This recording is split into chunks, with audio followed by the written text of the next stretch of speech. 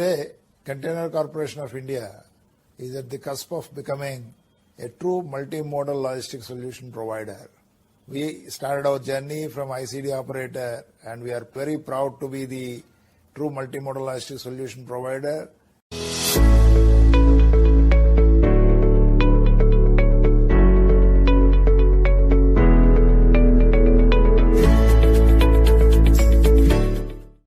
Every container's journey begins at the factory. Linkit.io allows for generation of blockchain-based digital consignment notes, and pre-arrival information will reach your terminal of choice. LinkGrid increases the efficiency of your yard by automatically allotting tasks to your crane operator, and our proprietary link band allows you to view the location of all your staff. LinkGrid leverages real-time kinematics and AR, allowing you to view your entire terminal in 3 dimensions. During gate out, the crane operator is notified about which truck to place the container on. Linkit.io enables you to share geotagged and timestamped photos of the sealed containers with all stakeholders. Customers can get real-time updates on their container's clearance and dispatch status. LinkTrack enables the driver to reach his destination on time and allows you to view the live location of the container. We help you orchestrate efficiency in your supply chain every step of the way. A very good morning to all of you, to all my respected panelists and all the registered participants of this webinar, and also people who are watching it on YouTube and other platforms. I'm Ram Prasad. I'm the Editor-in-Chief of Maritime Gateway, the leading publication in South Asia on shipping and logistics. Thank you very much for joining us today. So the today's webinar is challenges in agri logistics, making agri exports competitive. On this topic, we have a very esteemed speakers joining us today. Let me invite Mr. Tarlochan Singh Ahluwalia, who is the president of Northern India Shipper Association, who is currently in Canada, and at 12 a.m. He kindly agreed to join this webinar, and he is also one of the key driver for this webinar.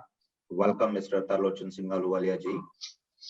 We have Mr. Ajay Sharma, Managing Director, Loma Rice Private Limited. We have Mr. B.N. Jha,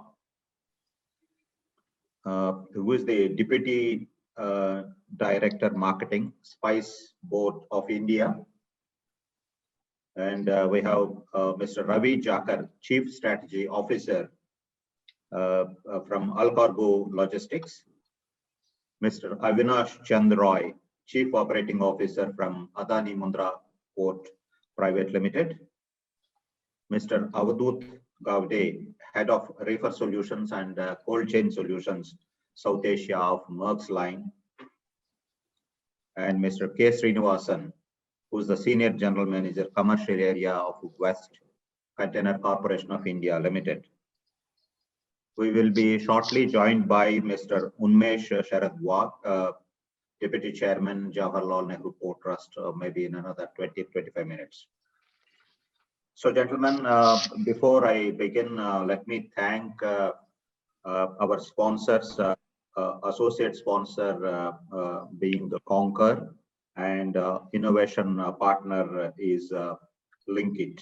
With their support, we are able to bring this webinar to you. I will give a brief introduction, background of this topic of the webinar, and then switch over to a very brief presentation. Then it will be over to the panelists to speak on the respective topic with their perspectives on both agri commodities, also with reference to their key operational area on the supply chain and logistic challenges in this particular vertical. So we all know that the year 2020 will be remembered as the year of pandemic, which has caused a serious impact to all the business sectors with agri exports being no exception. From rice to buffalo meat to perishables and every commodity of these exports from India have been hit due to this coronavirus outbreak across the globe. And on logistics front, we have suffered severe setbacks for many months in the three key areas of labor, equipment, and freight rates. So as we speak, now India has become the pharmacy of the world, with which started exporting commercial exports of the vaccine to the world, which is very prestigious for all of us, we being the vaccine suppliers to the world. And also, what's happening is on one side, there are green shoots that economy is going up. Experts say that we are into V-shaped recovery. Things are bright now. Agri exports, wheat exports have gone up phenomenally, but still we have severe logistic challenges in this sector when it comes to agri commodities. Let me give you a brief presentation on. So these are some of the facts that we have.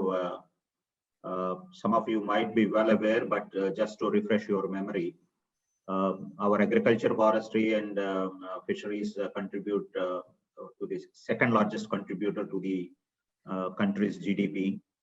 In the first quarter, we have seen 18% growth compared to the 13% during the same period last year. During September 2020, rice exports increased 95%, which is valued at $725 million.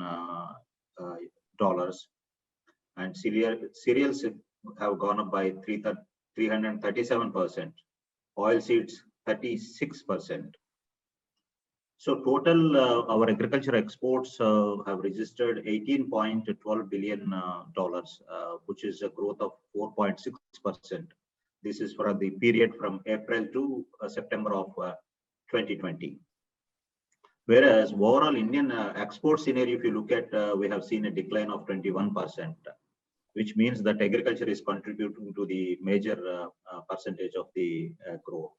So these are the top agri producing states: West Bengal, Uttar Pradesh, Punjab, Gujarat, Haryana, Madhya Pradesh, Assam, Andhra Pradesh, Karnataka, and Chhattisgarh, with the specific commodities in their region, apart from rice, wheat, sugar, and also a lot of these fruits, chili, sugarcane, coffee, cotton, tea, all the agro-based products. So this the statistical graph will give you an idea of from 2015-16 to 2019-20 how the agri exports have been growing. Of course, there was a bit of negative growth in between, but currently the scenario seems to be encouraging.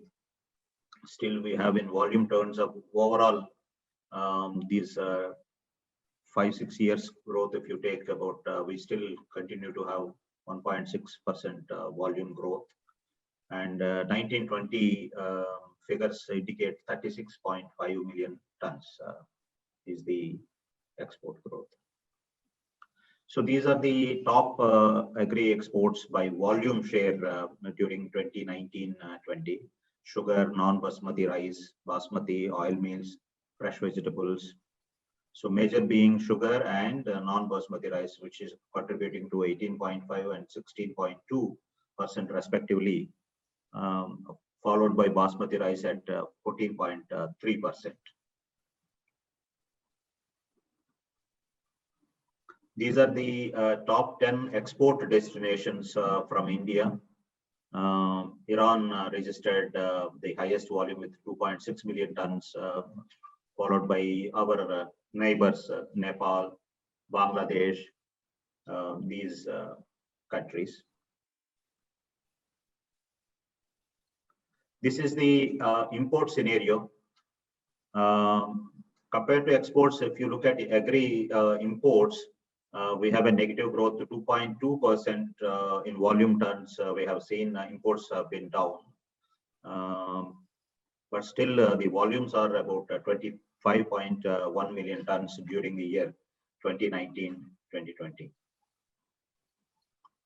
And when it comes to the agri imports, again, these are the main agri import commodities, starting with vegetable oils, pulses, sugar, and fresh fruits, cashew, oil meals, cotton raw, and other cereals. But major being vegetable oils, about 58.6%. These are the countries from where we are importing. As we all know that Malaysia and Indonesia, because of the vegetable oil, they contribute more percentage of imports into India. So during COVID, all of us know that these are the issues that have affected our logistics, shortage of empty containers, shortage of labor, because they have gone back to their native places, and we had serious issues.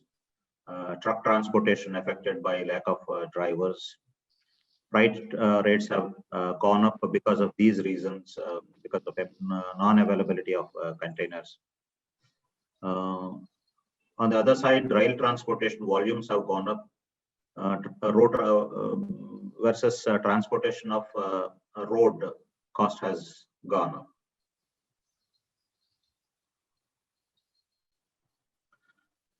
So in agri exports, these are some of the constraints that we have been facing, which will be in detail discussed by the panelists. I'm just putting forward these points as one is we are unorganized sector, weak domestic market base.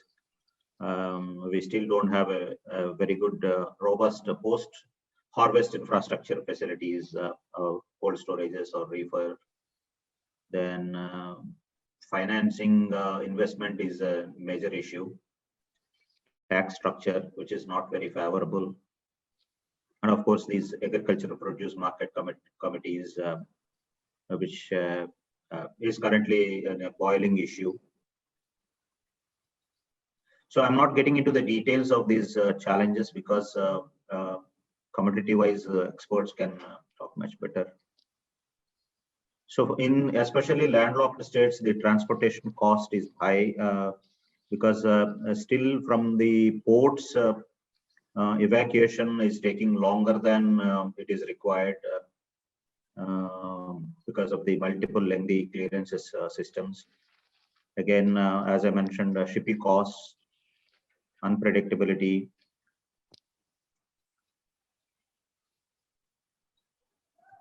To look at some of the policy issues that as government is very keen, they have an agriculture export policy 2018 to boost agri exports. So how is it going to improve the agri exports? I request the panelists to focus on that. And also I believe there is now to improve agri logistics and reduce the agri logistics cost. Because it is high when compared to the normal logistics cost, the agri logistics cost is higher. If it is 13%, the regular logistics, the agri logistics is close to 20%. So government of India is very keen to bring it down. And I understand that they have set a very large, sizable chunk of fund to improve the agri logistics scenario. When it comes to road transportation, these are the efficiency levels that we have. Our average truck speed is still lower than the global parameter. The average truck distance is also globally, if it is 4 lakh kilometers, we are still clocked about 60 to 100,000 kilometers. Average truck distance per day is 50% of the global average. And our total length of expressways is around 1,000 or less than that, when we have a huge expressways in some of these countries. This is again some of the trucking industry. So one understanding is with a lot of these highways being developed and also the regulations also to help the trucking industry. Trucking industry will be on a growth path for the domestic part of it at least, and also connecting all the ports. Once these national infrastructure projects, highways are completed, and definitely will be in for a swifter movement of goods. So the summary is, one is connectivity part of it, especially some of the landlocked and northeastern states where the key commodities are coming to the ports. Second is transportation cost, as I mentioned. Third is the container availability, which is shortage, which is a serious problem right now. Then use of technology is another issue for the loading, unloading, packaging, RFID tracking, though it is being used quite well in ports, but not in the entire seamless. When you look at seamless transportation, the technology is not very effectively used. And having more green channels to cut down the delays. And as I said, the road transportation still needs to be improved. So this is briefly gives you the scenario of agri-logistics in the country and agriculture exports. In the subsequent couple of hours, we will be discussing on these issues, how to improve. And I request all the panelists, apart from stating the challenges, also the solutions, so that we can highlight the solutions, what can be done, so that we can we can all collectively suggest to the respective government bodies. I request to the panelists, you can start posing your questions based on my opening remarks and presentation, and also based on the profile of the speakers that are with us, so that during the discussion itself, we will take up the questions instead of waiting till the end of the panel discussions. Okay. So with that, I see Mr. Unmesh Sharad Wagh is also logged in. Maybe I'll be inviting a bit later. First, let me invite Mr. Tarlochan Singh Aluwalia ji. He is also on the FIO's logistics committee. He himself is an agri exporter, and also he is watching the logistics very closely. So, sir, over to you, Mr. Tarlochan. Thank you, Mr. Ramprakash, for your presentation. Wonderful presentation, I say. Your presentation I rate better than the presentation I have seen from some of the, agri webinar. Your presentation is carrying more information as compared to the other agri webinars. I would like to thanks all the panelists for joining this session, and I would like to welcome all the participants here, exporter friends, those who have joined us in this webinar.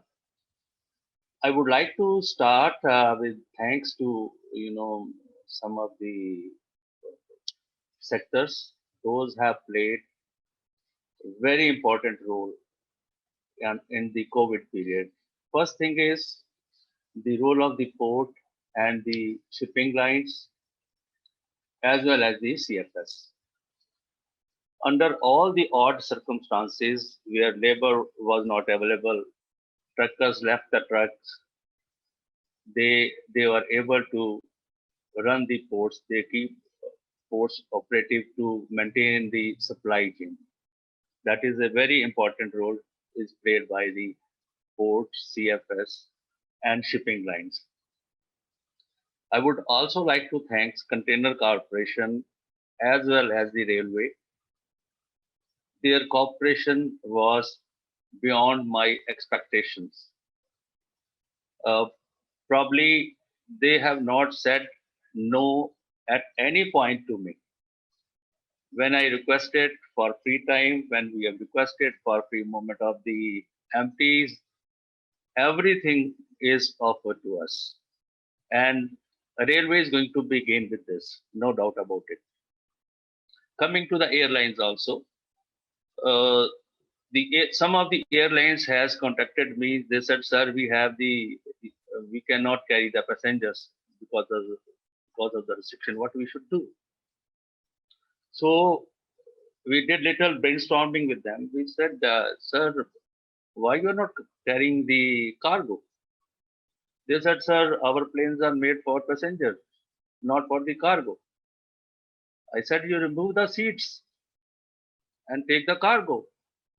That example I gave them, one example I gave them, which I saw in somewhere in mid of 80s when I used to visit Ladakh.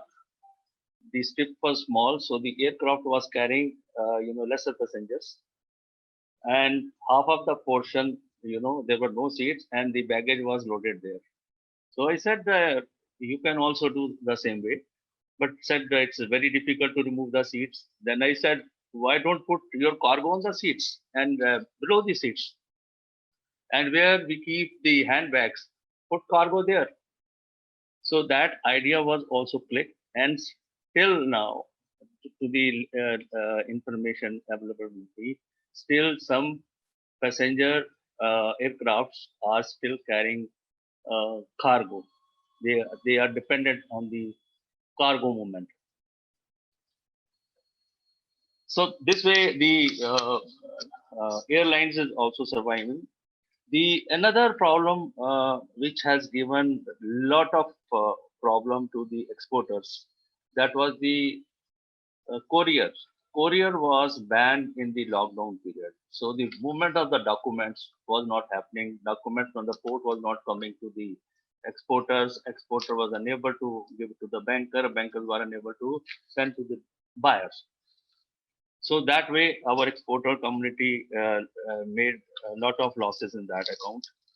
And the another point, which is good for the country but bad at the moment, bad for the logistics, is the Atmanirbhar program. It is a very critical question now. If we don't buy goods from abroad, from other countries, who would like to buy our goods? And if import will be less, we'll get less container for the export, and we have to import empties, and that cost a lot. That cost will be added on our uh, cost of exports. So that is one thing.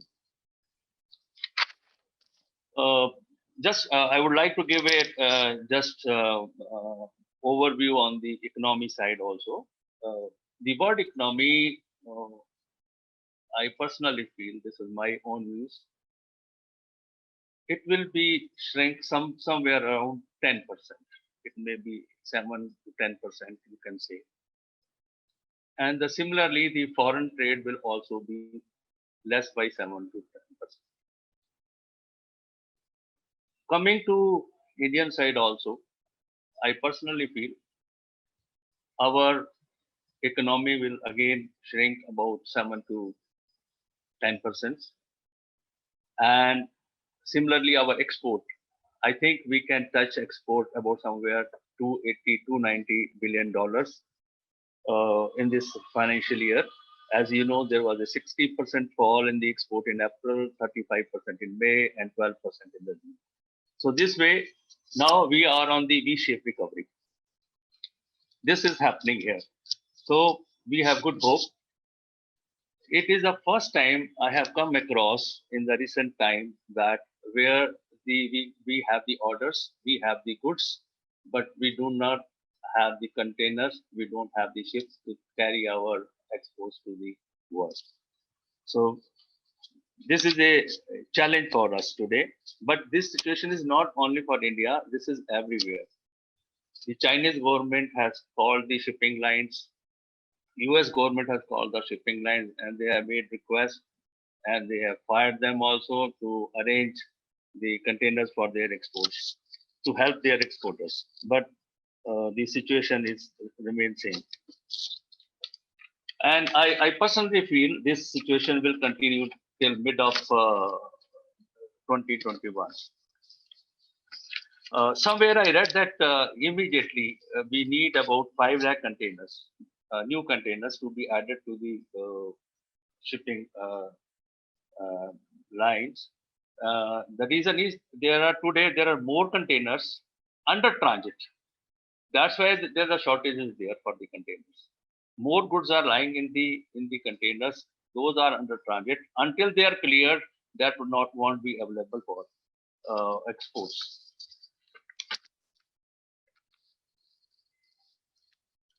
But I'm making very clear to our friends, my exporter friends, they are expecting the situation, availability of the containers and freight as it was before lockdown, before COVID. That situation is not going to come in the recent time, next 6 months or maybe next 1 year. Sir, you rightly said that the movement of the COVID vaccine, that will be again going to be a challenge. And one more important development which has happened, probably some of you are already aware or some may not be aware, that FIU has floated in an idea to India should have a large size shipping line, their own shipping line, so that we should not be taken over by the foreign shipping lines. They should not take us on the ride.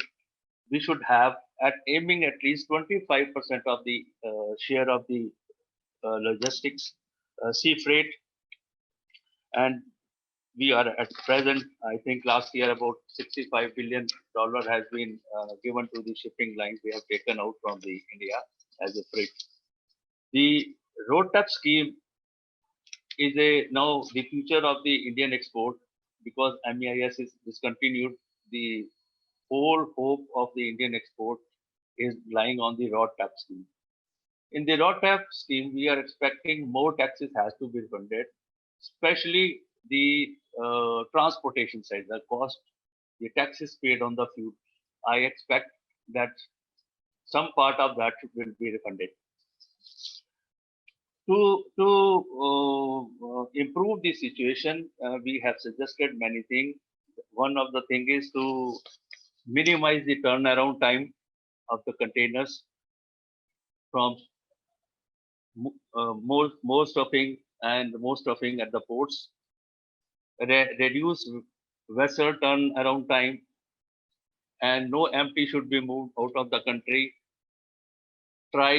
Exporters should try alternative routes, alternative modes, send goods by chartered flights, chartered vessels. Jointly, combinedly, FIO can help. Other promotion councils can also work on this and minimize the free days on the imports. Shipping lines should offer some kind of the incentive to the importers to clear their cargo within 2 or 3 days. And we have requested to the customs also for the, especially for the food items, we should shift from faceless to the risk management system. There's hardly any tax part in the food grain and export of the food item. So RMS can take care of, and momentum can be given faster clearance. Manufacturing of container, it is talked about, every day we read the papers. How many containers? We have about 10 companies in India, those can make containers. But making container is not a one-time, is only a one-time solution. We get the containers from here, but what about their return? They should come first back to us for next export. So that could be happen only two ways, either import or bringing empty back. So that will be a solution for the time being. So we have to try to balance our trade. Otherwise, we have to pay more. The southern side and the east side, the problem is more, container availability is less.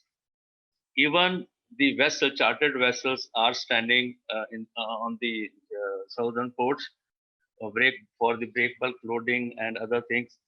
The loading capacity of the port is so less that there are many chartered vessels where the exporters are paying damages to the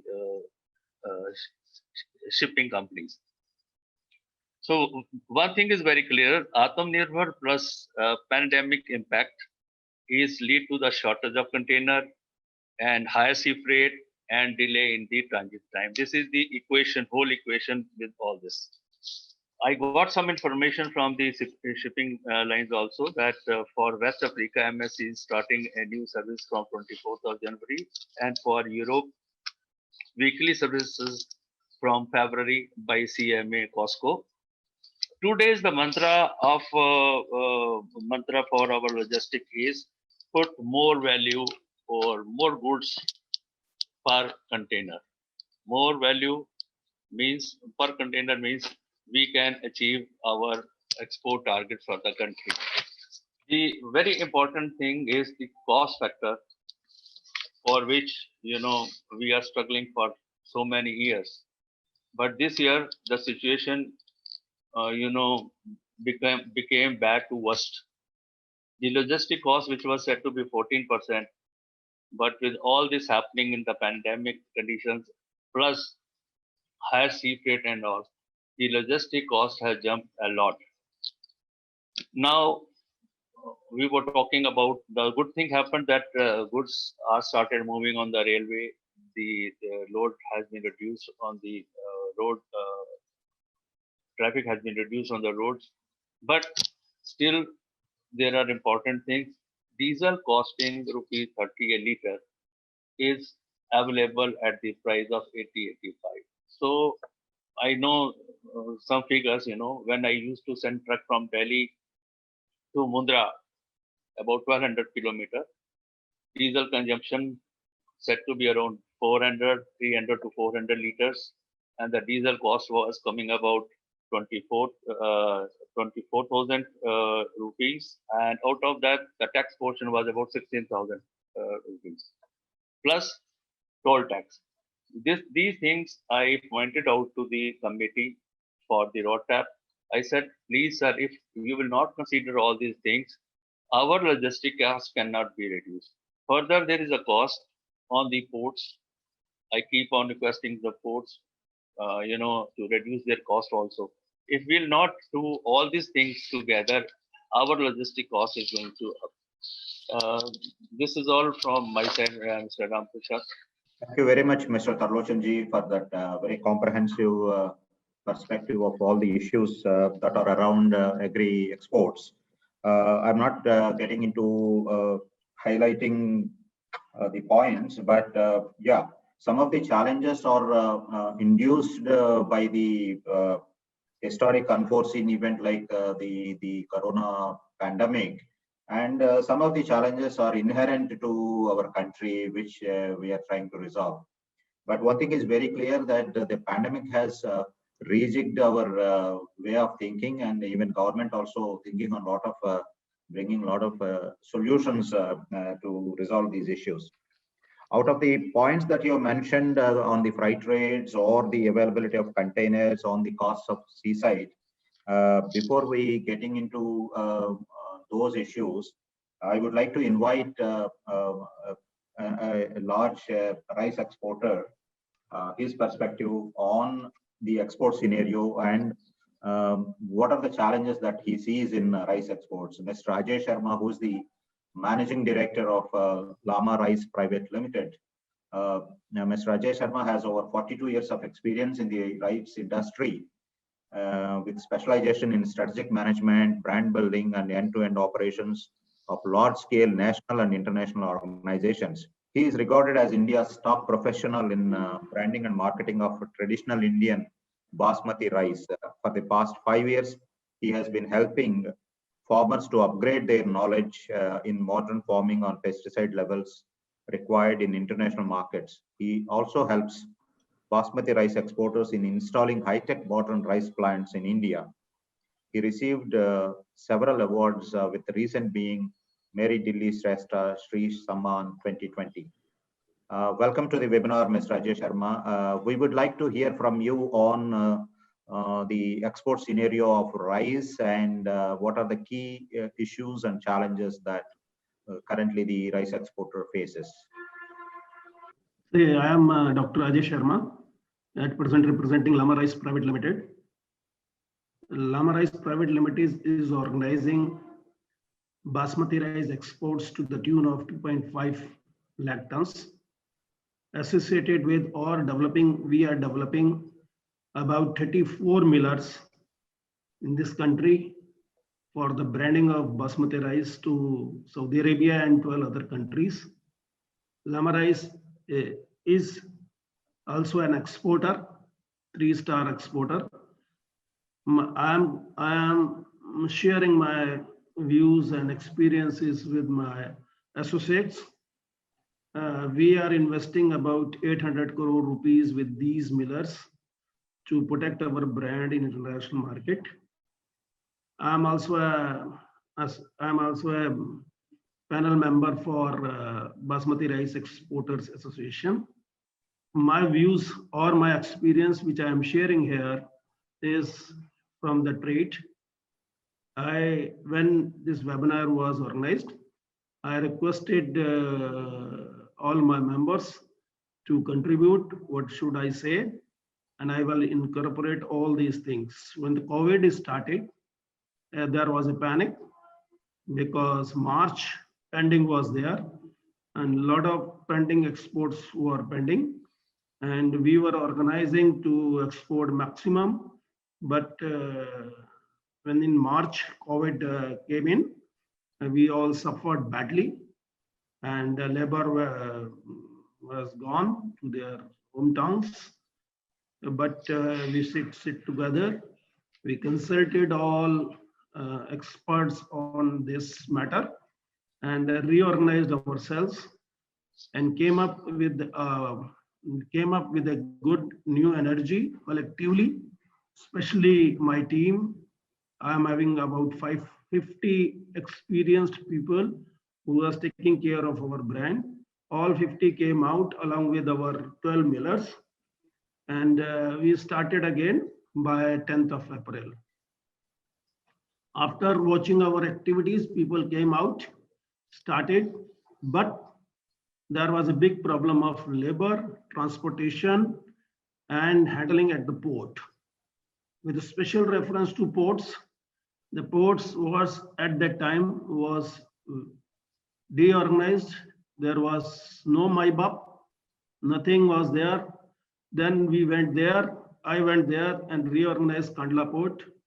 We paid about 1.5 times to labor and about 30% extra to the transporters to restart all these games.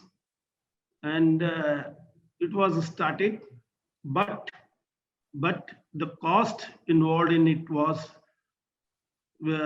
as calculated as loss to us during April and May. We bear that cost and restarted again. And during that period, the Saudi government was kind enough. The embassy of Saudi Arabia became coordinator along with me on behalf of exporters. And they promised to help us through foreign ministry. When the foreign involvement of foreign ministry was there, with special reference to foreign minister, he took special attention to these problems. He instructed all concerned, and it was reorganized. And the result is in April, November, the increase of non-basmati was about 70%, and increase of basmati was 37%. At present, the rates are improved. Reason, all Middle East countries, along with some European countries, they considered that this type of situation may not be cleared in near future. So they are making storage facilities, or you can say food security. Under this food security threat, people are importing Indian non-basmati rice as well as basmati rice. But orders are there. Rates are, because of bad experience, rate is increased by 10 to 15%. But It is not coming to the farmer or to the pocket of exporter. It is going in terms of freight. The normal freight was around 101,300 from Haryana, Punjab. At present, it is 1,650. And ports are not giving any attention to the exports of basmati rice or to non-basmati rice. The reason, example is Kakinada 3 weeks waiting, and in case of Kandla, they prefer to export sugar instead of a traditional regular exports of basmati rice. At present, the export of non-basmati is around 7 million tons and basmati around 4 million tons. It was gone down in last 2 years. Non-basmati export has gone down in last 2 years, which is now recovered to 7 million again, and it will go to 10 million. Our expectations are it will go to 10 million tons, and accordingly facilities are not available. The cranes conditions are poor, loading conditions are poor, and it is not organized in last 1 decade. Now you see, whatever exports of basmati is going to small countries, around 165 countries. It is in containers, except few big ones like Iran, the largest importer, Saudi Arabia, the second largest importer, and Iraq, the third largest. Other countries are importing in containers. The availability of containers is never regularized in last 5 years. And at present, it is in worst phase. People are giving delivery orders, canceling, then they are renegotiating freights. The freights has gone up. For example, in Jordan, Lebanon, Egypt, Kuwait, Bahrain, Dammam, I am doing 12 countries around. Out of these 6 countries, the rates are gone up by 30 to 40%. I can give you one example of Saudi Arabia. The Dammam was 300. At present, Dammam is 700, even 100% more. Second thing is, our request to the government is, at least they can consider this as an commodity which is regular in last 15-20 years and increasing every year, and we are handling surplus of non-basmati and exporting exporting non-basmati rice with a margin of $4 to $5, and it is going in. Everything is going in terms of damage or high in freight rates or mishandling of consignments. So we are making a special request to government to consider road tap for this industry to the tune of 2 to 4%, because a lot of taxes are involved, which is not in case of other countries, like market fees, like rural development fees, like different type of taxes on diesel, like transportation taxes, like taxes in handling of consignment at the port. Our request is the government should help us to consider this as a trade, as an export commodity, and please clear some of the bottlenecks which government can. Thank you. Thank you very much, Dr. Ajay Sharma, for those very insightful and very specific issues that you have tabled. I have a couple of questions. One is, currently the exports are high because of the pandemic situation, and countries are considering their food security issues. They are importing. So how long this situation would continue as you perceive it? For next 5 years, they will not be able to maintain their food security, because production is natural. You cannot create. And second thing is, Bangladesh is under famine. Vietnam is under famine. Vietnam was a very good exporters, and after 35 years, a gap of after 5 years, they are importing from India. Like China, they are the largest producer of rice, but at present, China is importing rice from India. Considering all these points of China, Vietnam, and Bangladesh, and Middle East is just entered, last year entered for food security. I don't think for next 5 years there is anything which is going negative against this trade.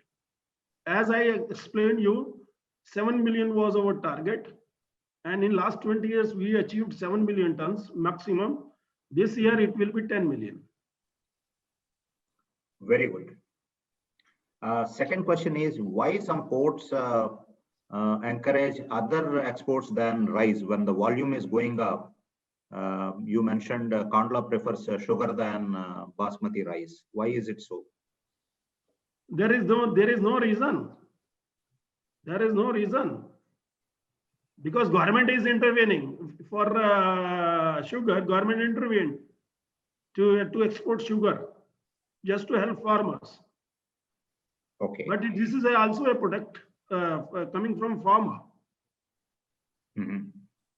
I agree. And it is regular. There should be some policy. There should be some help. During this this period, we did the best. We helped the economy to come out. Farmers, they came out first.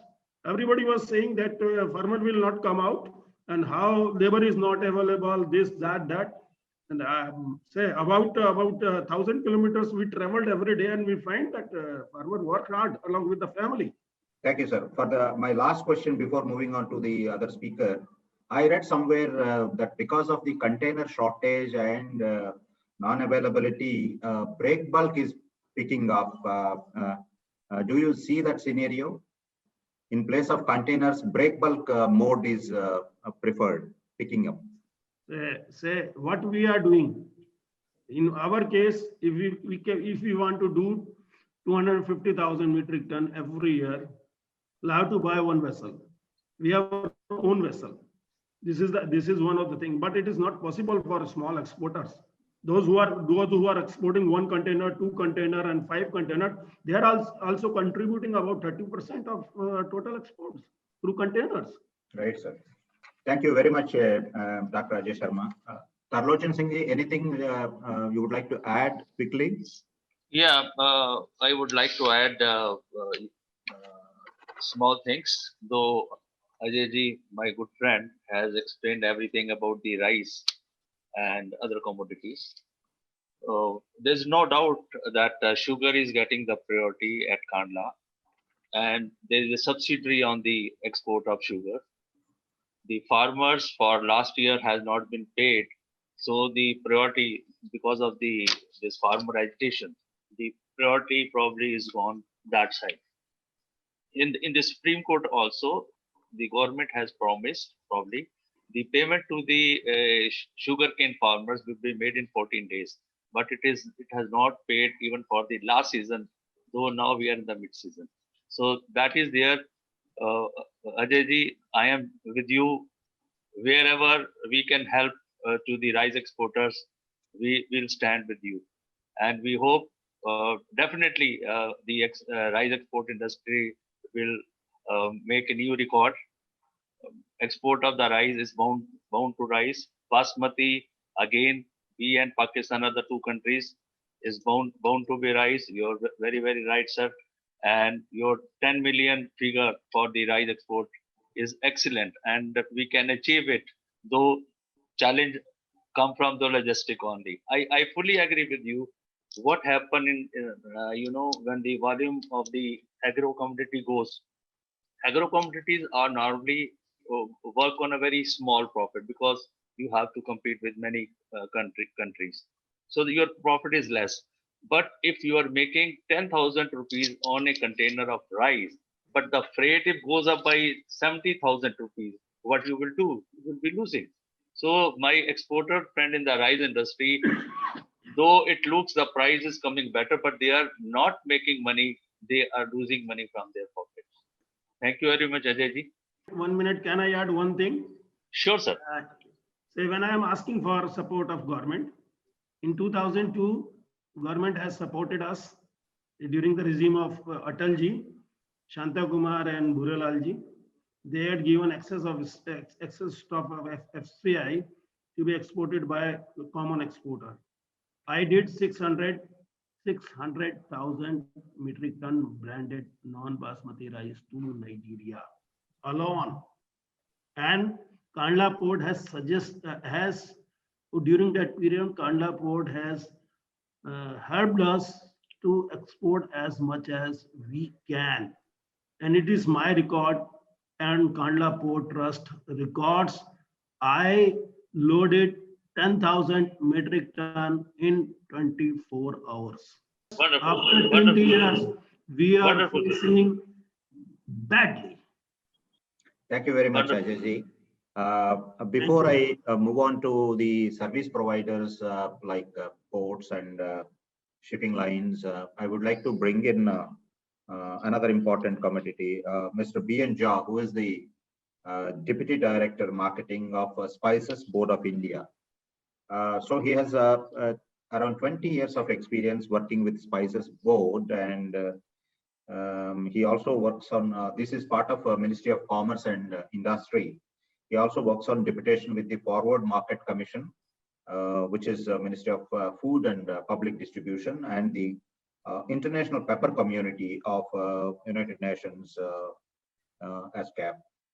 He has also worked as a regional in charge in various regions in India with a vast experience in spices sector. So he holds a graduate degree in economics from Mumbai University and MBA in marketing. Welcome, Mr. Jha, to the webinar. So we have heard from Mr. Tarlochan Singh ji and Dr. Ajay ji on rice exports. So can you give us an insight into the spices scenario and also on the general issues that are around the exports of spices? Over to you, sir. Definitely. Thank you. Thank you very much. Good afternoon, ladies and gentlemen. As you would be knowing, the COVID-19 pandemic and lockdown showed a new dimension to the exports of spices from the country.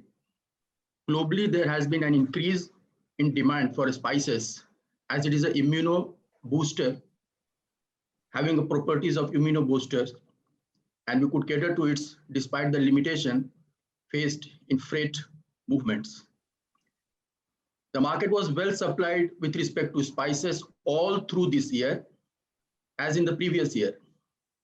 We had a good monsoon also. As the pandemic COVID-19 hit the world, demand took a beating not only domestically but also globally. Because of the economic and business uncertainties, investors and financial players were inactive and watching the trends of the market very cautiously. No buyer was willing to hold the stocks, and as a result, demand took a hit and volatility in prices was very prominent. In the year 2020, both domestic and export demand were weak.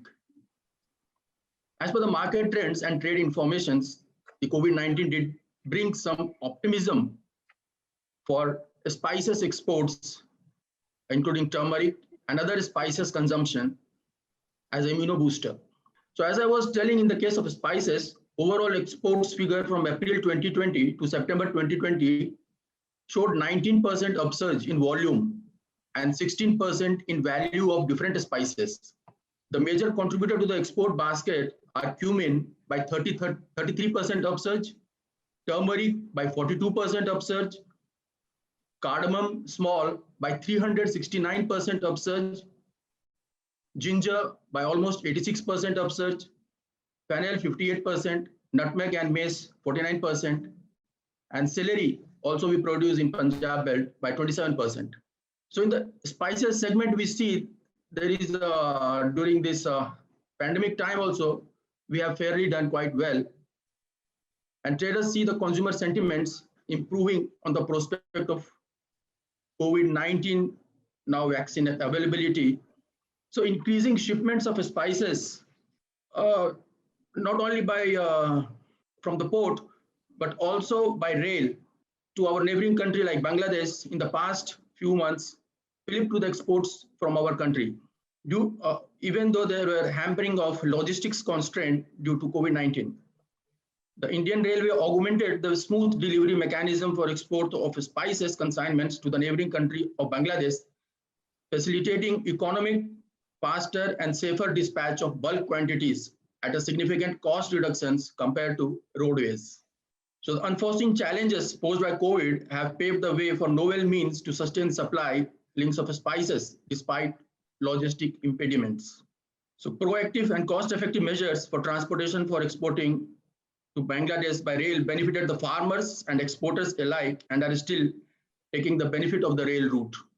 When you see from the point perspective of a spices board role in promoting of spices exports, we are into export development and promotion of spices, various spices. In our mandate, around 52 spices are coming. We also facilitate registration and licensing for getting exports of various spices. We are also disseminating various trade information services. The Spices Board also has spices parks. Around 8 spices parks are there across India. The Spices Board also has a need to ascertain that the spices what it is going is of a good quality and safe to use. And there are stringent measures are there by European Unions, by US, by Japan and other countries globally. So we ourselves have a state-of-the-art spices quality evaluation laboratory, around 7 across India, which are accredited by NABL. So only after, if it is fit for export, then it is being exported. And during the COVID-19, because of restraint of the traveling and all those things, but since March onwards itself, March 2020 onwards itself, our officials were on the foot and they were taking all the pain to come to the laboratory, see that the spices gets tested properly on time, and then the shipment also goes. So that we have been quite proactive during those times also.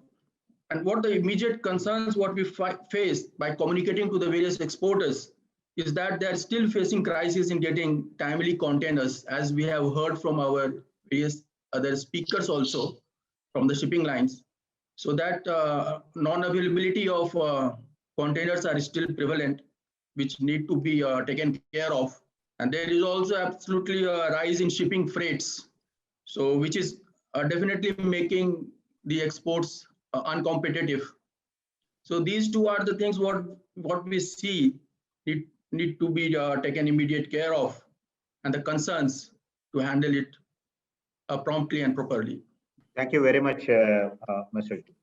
Shah. We have that is very encouraging that even spices are also during both COVID period and also now spice exports are very encouraging. The percentages are really encouraging. So we will come to the couple of challenges that you have mentioned. We will hear from the shipping line. But tell me, during COVID time, especially the road transportation was bad, and a lot of these commodities moved on to the rail movement. So what is the current scenario?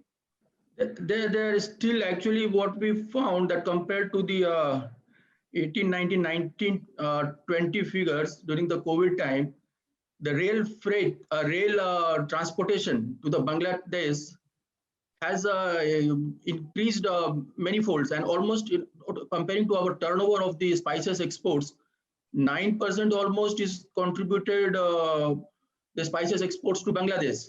So that process of train rail transportation for spices segment is still being taken benefit by our trade and exporters. Thank you very much. Mr. Tarlochan Singh ji, anything from your side? Railway is definitely doing a wonderful job, and they are working on first mile and last mile, which was increasing the cost of the exporters. The waterways and combination of rail and waterways probably bring cost reduction in the as far the logistics is concerned, export to Bangladesh. Bangladesh is a very big market. Yeah. The one thing we noticed, recently, there was a demand of the corn in Bangladesh, and they were importing from Argentina, which was costing them $16 more. When we inquired why they are not buying, there was a issue regarding to the logistic. The problem is that India Railway get good money in sending trains to Bangladesh, but Bangladesh, they are not allowing more trains to come in. They have fixed a quota every month. They give a quota about 20 trains or so much of train can come here. You cannot bring more than that trains. So I suggested railway, sir, when you make more money, why don't you provide your people there, labor there to unload, in Bangladesh. So they informed me they already have a person in Indian Embassy who is working with the Bangladesh government to get the quota. But Bangladesh is more interested in basically getting stones for their some project work or something. So that is the reason. If we can get some more quota from the Bangladesh, probably we can export more goods, spices, rice, and everything. Even the wheat. Wheat, we have lot of stock of wheat with us. We can export them. Thank you. Definitely. We'll try to sort it out. Right. Thank you. But I would like to thank you, sir, for your way of the marketing, the way you are increasing Indian export. The wonderful achievement by volume 19% and 70% in value. Wonderful achievement, sir. Thank you. Thank you very much. Once again, congratulations to Mr. Cha and Spice Board for the promotion of exports, and thank you very much to both of you. Before I could invite the Deputy Chairman of JNPT and also the other three panelists who are on the service sector side, we'll have a 2-minute commercial break. I need to play sponsor films of both Conquer and Link It, who are our partners.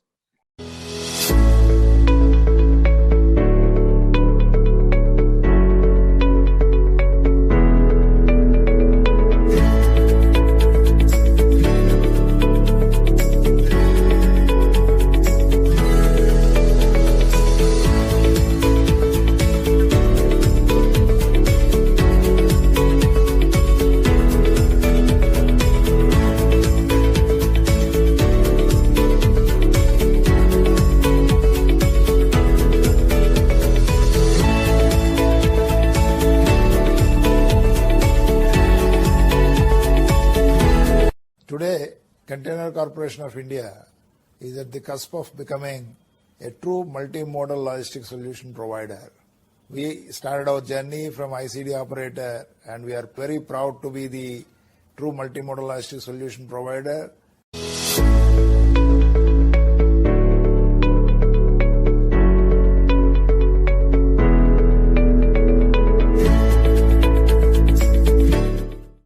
Every container's journey begins at the factory.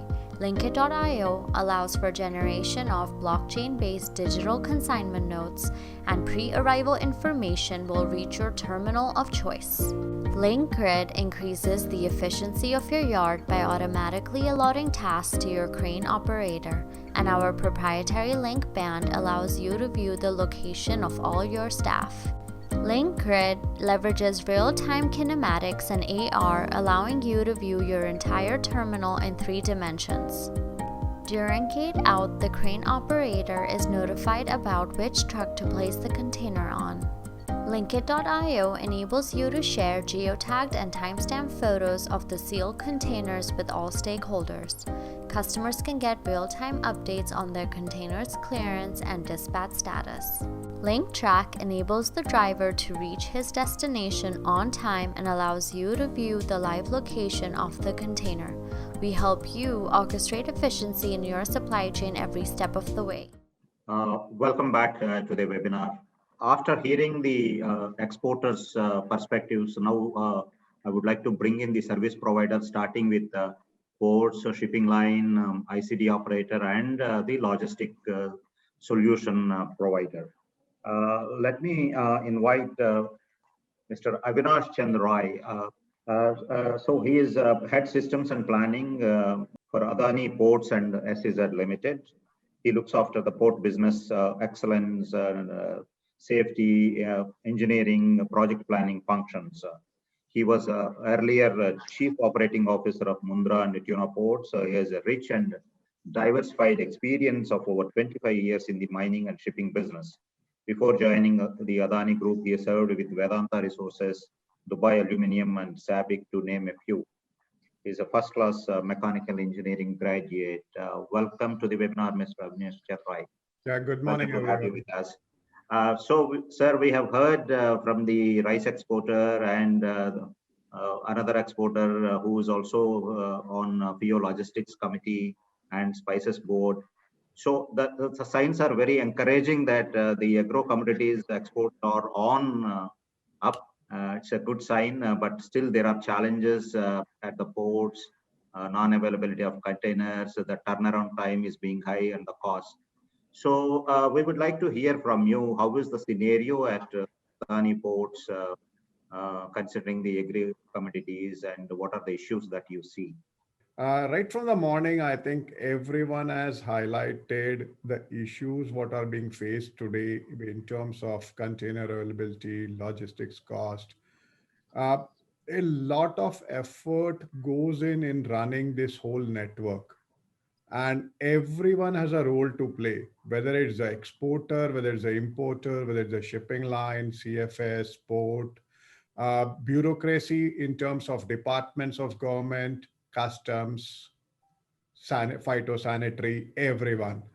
And COVID was one which caught every one of us unawares. It took time. I was hearing Mr. Ajay Sharma saying it took him time at the start, April, May, when everybody had either gone or moved in the lockdown, and the whole operations in the countries were struggling. This is where the whole concept of tailor-made logistics and mechanization of facilities will come in the play. And this is where the government of India, along with FCI and everyone, is looking at upgrading the logistics. Because every time a good is handled, it costs money. So today, when we look at rice, when we look at sugar, right from farm to the port, it is handled probably 5 times. How do we go from this multiple times handling to a single touch handling or a bulk handling is the solution for a long term sustainability of such exports. When everybody is saying labor, today also people are lifting 50 kg bags, which itself, you go to Europe, America, Tarlochanji is in Canada, he will not see a single 50 kg bag. The whole bulk handling which is happening in all these countries is the solution, and India is on the path of building capabilities on these, the bulk silos, the grain silos, the bulk handling, and the retail container handling. So the bulk handling, what we see happening for Iran and Saudi and a couple of countries, is on a path which is difficult. Today, the mechanization is only the solution for the agri logistics. This is the only way to reduce the cost,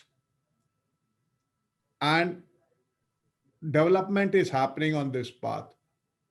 The second portion is the digitization of the whole document workflow in this business. And everybody realized during COVID time that, hey, you are dependent on couriers. And it was a shocker when the whole country was not moving, even though the cargo is available, cargo is ready. The bank documents could not have been moved in this age of digitization.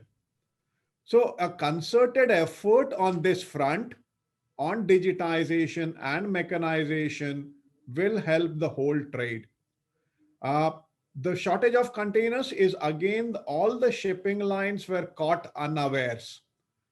With the stoppage, with the lockdown, the whole movement of containers got disrupted, which led to this shortage. Today, every shipping line is working hard to ensure that the availability of containers is made for the trade. No shipping line makes money by not bringing in containers. They make money only when they bring in containers. It's only the logistic of it. It's only the enabling of this chain, which is taking its natural time. And I'm absolutely confident with the efforts being done at all the ends, right from shipping line to CFS to ports to railway to Concor. Everyone is on part of this. Indian Railways has been helping in movement of empties from the port into the ICDs to enable their availability for the exporters. When we look at this chain, there is one more thing is the waiting time in every process. Every time a cargo is not moving when it is waiting for some process to be completed, it's a cost in the trade. How do we keep eliminating this waiting time? The classic is, I think Mr. Ram Prasad was mentioning Indian trucks move 300 kilometers or 400 kilometers vis-a-vis 4 times internationally. How many times do we see dual drivers on a truck to enable longer distance traveling? And it reduces the cost what you're paying for the capex of the truck.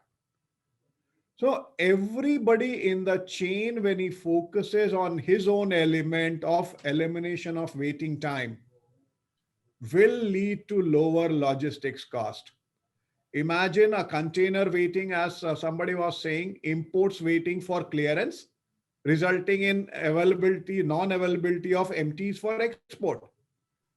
So everyone in the process, everyone who is here in this process has to look at how do you cut the waiting time in your chain, whether it is banks, whether it is bureaucracy, whether it is the service agencies, ports, CFS, rail, ICDs, train operators. The dwell time of anything in the system is a cost and it reduces the velocity of capital.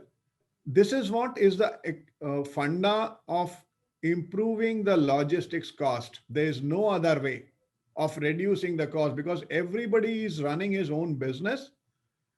The only way is to cut the inefficiencies in the chain at each of the stage to bring a reduction in the cost. I think, Mr. Ramprasad, this is what we wanted to bring into the light for everyone. And I'm absolutely confident with this focus, the logistics cost can be dropped down for agri commodities.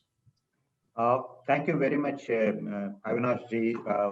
Very, very specific and pointed suggestions. Yeah, as you rightly said, there has to be a concerted effort of each of the stakeholders in the supply chain. Need to look at out of the box thinking and innovation. In fact, as you rightly mentioned, lot of digitalization started happening during the COVID. Everybody realized that this is the way.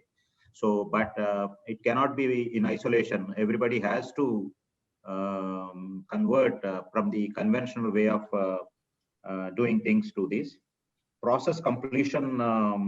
Unless we eliminate these things, it will not be over. But one question, sir. Anyway, eventually I'll be asking this question to the shipping line. But with your experience and with your planning, when do you think that the shortage of containers issue, of course, freight rates is something that I would not like to touch on that point, but the availability of containers, what do you see? We have seen a significant improvement in the last few months where a focus has come from the shipping lines in ensuring the availability of empties. We have seen a couple of actions being taken in a concerted effort by Indian Railway in allowing empties to move at a zero cost into the ICDs. This is one thing which will help the whole container logistics is container logistics is the only place where the freight is paid even on empty containers. When you move by rail by any of the rakes, you pay freight only one side. Container logistics is the only one where the freight is being paid on both sides. We have been making representation to the Indian Railways. If they could make empties free, it will be a huge enabler for the container logistics. and probably realign the loaded container freight charges. Thank you very much. We have a question from Mr. Umesh Grover. This is to Avinash ji and also to other panelists. Don't you think shipping line CFS ICDs Concur should stop free time of 10 to 14 days, which adds to non-availability of container? There should be a penalty on escalating scale on importers must realize that they cannot block containers which are needed for exports. In fact, this was mentioned, I think, by Tarlochan Singh ji also. So your comments are on that. Nobody wants to keep his cargo in containers. Imagine somebody was imported in a cargo. Does he want to keep in containers? That's a question which we have to be asking ourselves. If he is keeping in containers, there have got to be genuine reasons for this. It could be the process. It could be the steps, what is required for the clearance. Today, the whole effort on part of customs department to ensure speedy clearance is one activity which has done wonders. However, people do not realize that there are another 20 PGAs, partner government agencies, which play a role, who also need to improve their processes the way Indian customs have improved. Once this happens, I'm absolutely confident the cargo would be cleared faster. Thank you, Avinash ji. Tarlochan ji, any quick remarks before I move on to the next speaker? Yeah, Vinash is a good friend of mine. He is always available, whenever I need help at Mudra Port. And he keep on advising us also on certain issues where we feel that we need expert advice. So the first person to whom I go is Mr. Avinash Rai. And I suggested Avinash ji that Adani Group is having the port. You have the trains. So you buy the ships and there will be one line, end-to-end solution can be provided by the Adani Group itself. I know there are something is happening, some issues are coming on the farmer side, but I can tell you, I can assure you, in the logistics side, absolutely there is no hurdle. No one can object on this. We need a strong shipping line in India, a logistic company which can take goods. As you said, 5-6 points where the goods are happening. This should be happen in the hand of one company. So my cost, the profit going to the 5 companies will go to the one company, and it will be reasonable. So that can bring the cost. So my sincere advice is, sir, and you have rightly pointed out digitalization, mechanization, and reducing the waiting time, and the PGS rules are very, very important to reduce the logistic costs and faster business. Thank you very much. Thank you. Dr. Ajay Sharma, you wanted to say something? My request to Avinash ji is, Avinash ji, if you study, starting from last week of January to the 3rd week of March, the exports are high to fulfill their commitment for the year closing. Do you have any plan to make some extra efforts and arrangements to handle this load? When we look at the port, and this is why I was hearing your comments in the morning regarding the infrastructure availability, I can assure you one thing at Adani Ports, wherever you go across the country, the infrastructure is there in place beforehand. And the infrastructure can only help and support the business. If I'm running neck to neck on the infrastructure, any peak will always involve delays. We at Adani Ports have always created infrastructure beforehand to serve the trade. And I am absolutely confident, Sharma ji, that whatever you need to push through in the months when everybody is trying to push on the calendar year, the Adani Ports will be able to take in this extra load across the country.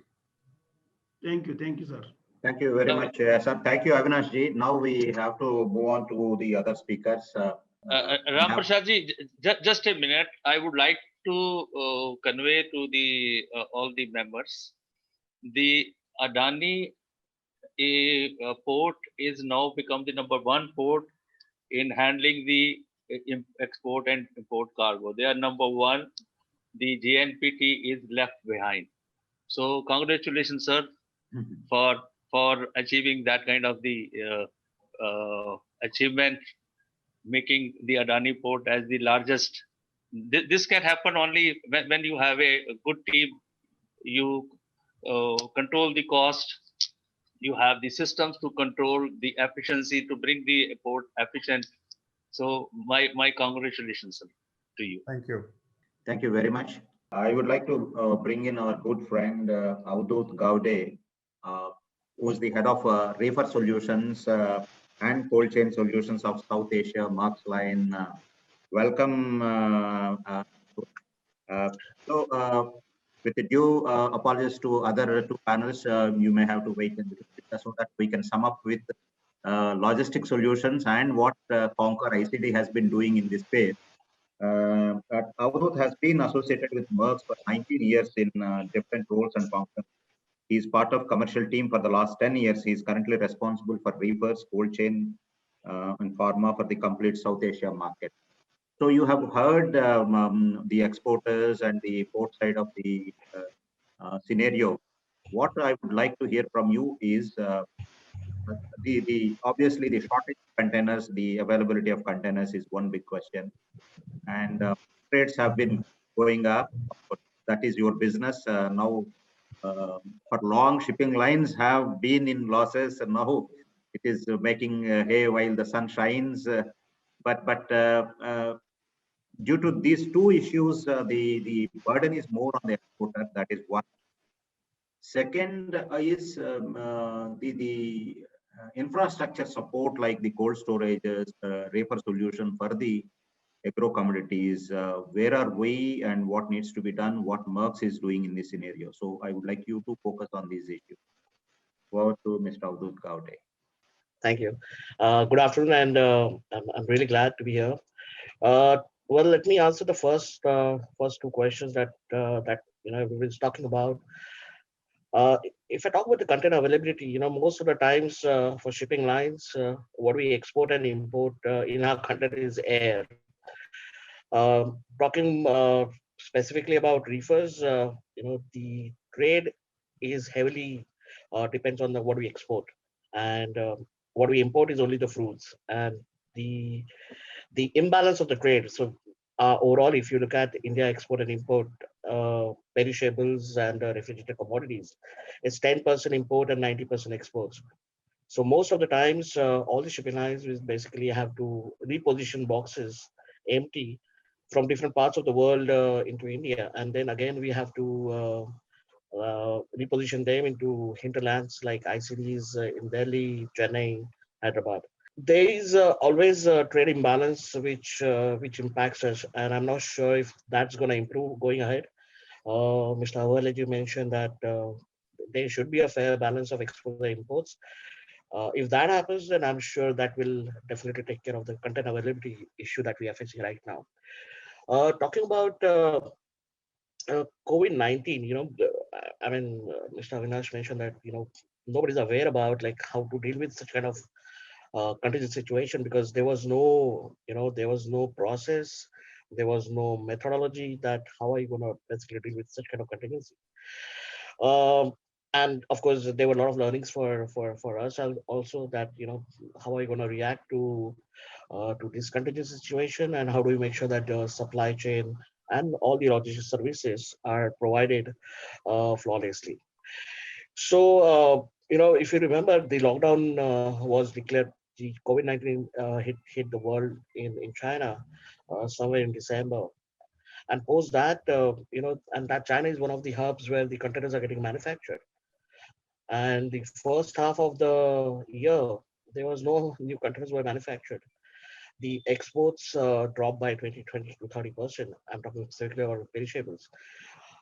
And then post when we got into Q3, that is from July to September, slowly the exports started picking up. And when we got into Q4, October, there was a huge demand because all the exporters wanted to finish their orders promised to their buyers. At the same time, they wanted to get the raw material was ready. They wanted to process it. There was lack of space in the warehouse and the cold store, and all of a sudden, such kind of huge demand. There was a position, and there's a situation right now that because your infrastructure, even if you talk about the space available on the vessel, the number of containers which are available globally, it can't meet that demand, and that's basically has resulted into the shortage of containers. What I see personally, when we get into quarter three of this year, 2021, somewhere in June, July, I think this should there should not be the issue will get addressed. And right now, also, if you look at it, most of the orders are getting most of the locations in India are getting equipments. Of course, not everybody is happy, but we are trying our level best to make sure that the content is available wherever it is required. That's and the industry overall. I mean, it works on the demand and supply. So, and that's how the freight levels are. So whenever there is a demand high and the supply is less, that's how the pricing position is taken by us. And that is also you can see anywhere. Even if you look at China now, the China freight rate for from China to Rotterdam is right now to $8,000 to $12,000, and that's purely because how demand and supply plays role in the trade. So that's the answer to the first two questions.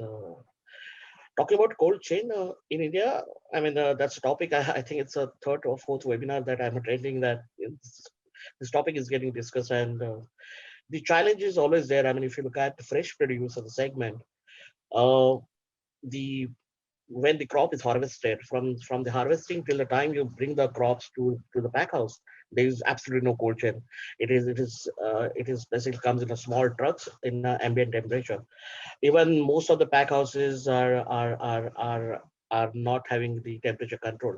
So there is absolutely no cold chain. Even if you look at seafood, from the time the fishing boat arrives to jetty, from that point till the time the seafood reaches to the processing plant, there's absolutely no cold chain. And that's going to be the problem, I think, at least for the next few years, because I don't see that infrastructure is getting built. What I see and what we as Maersk try to do is, to make sure that we enable trade and help our exporters with the uninterrupted cold chain is basically. Now we started with our landside solutions, so we also look at providing the reefer trailers. At the same time, we are also looking at doing the custom clearance. So customer doesn't have to basically go around and talk to five different people in the supply chain, so they can talk to only one person, which basically helps them to address their logic solutions.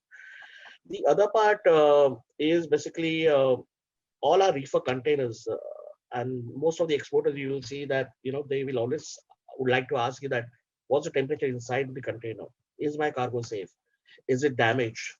And 99.99% of our containers are right now are fitted with something called RCM. That's an internal terminology. It's a remote container management. It basically provides a visibility to all our exporters. What's the temperature inside? What's the humidity? What is the location of the container? And this visibility is provided. We have given them for the free of cost. So there are two urgent. One is, of course, when customers can access this free information, and also if they want to download the data logger, which is most of the shipping lines, if you hear, they don't prefer to do that, but we are basically allowing customers to do that as well if they subscribe for the model. Talking about cold stores, my view is, of course, there's a huge demand right now. But what I also see that the companies are actually manufacturing or building the state-of-the-art cold stores. Talking about vaccine, the COVID vaccine, which is a super hot topic nowadays. We have, at least in India, we have our own cold store in Chennai, which can basically manage roughly around 5 million vaccines a month, if in case there is a demand. But the way I see the cold chain, what we as must do, we provide the one-stop shop solution to make sure that customers don't have to go to different people in the supply chain, and they don't have to talk to multiple parties. The second is the visibility that we provide through RCM tool that gives a lot of confidence to our customers to ship with us. And third thing is, of course, like I said, that the trials, different trials that we try to do for different commodities. So combine all this together. This is what we do. Thank you very much for those inputs and quick overview of all the issues that I have raised. I will. I would like to quickly bring in the Deputy Chairman of JNPT, who just joined, Mr. Unmesh Sharad Wag. For the benefit of the listeners, Mr. Unmesh Sharad Wag is the Deputy Chairman of JNPT. He belongs to Indian Revenue Service of 2000 batch, and before joining, he was Commissioner Customs Port in Kolkata, and also worked as the Additional Commissioner at Vadodara. Welcome, sir. We have been discussing about the agri exports in the country. All the agri exports are showing upward trend in terms of volumes, and the perspective of the exporters is that it would continue beyond 21 also for the next few years. So from the port perspective at JNPT, how the agri export scenario is, and how are you prepared for the growth in these exports? Thank you very much, and I'm once again very sorry for joining late. And thank you for inviting me for this webinar. As far as, and you have given, and I think many speakers might have spoken about the India's potential for agri export.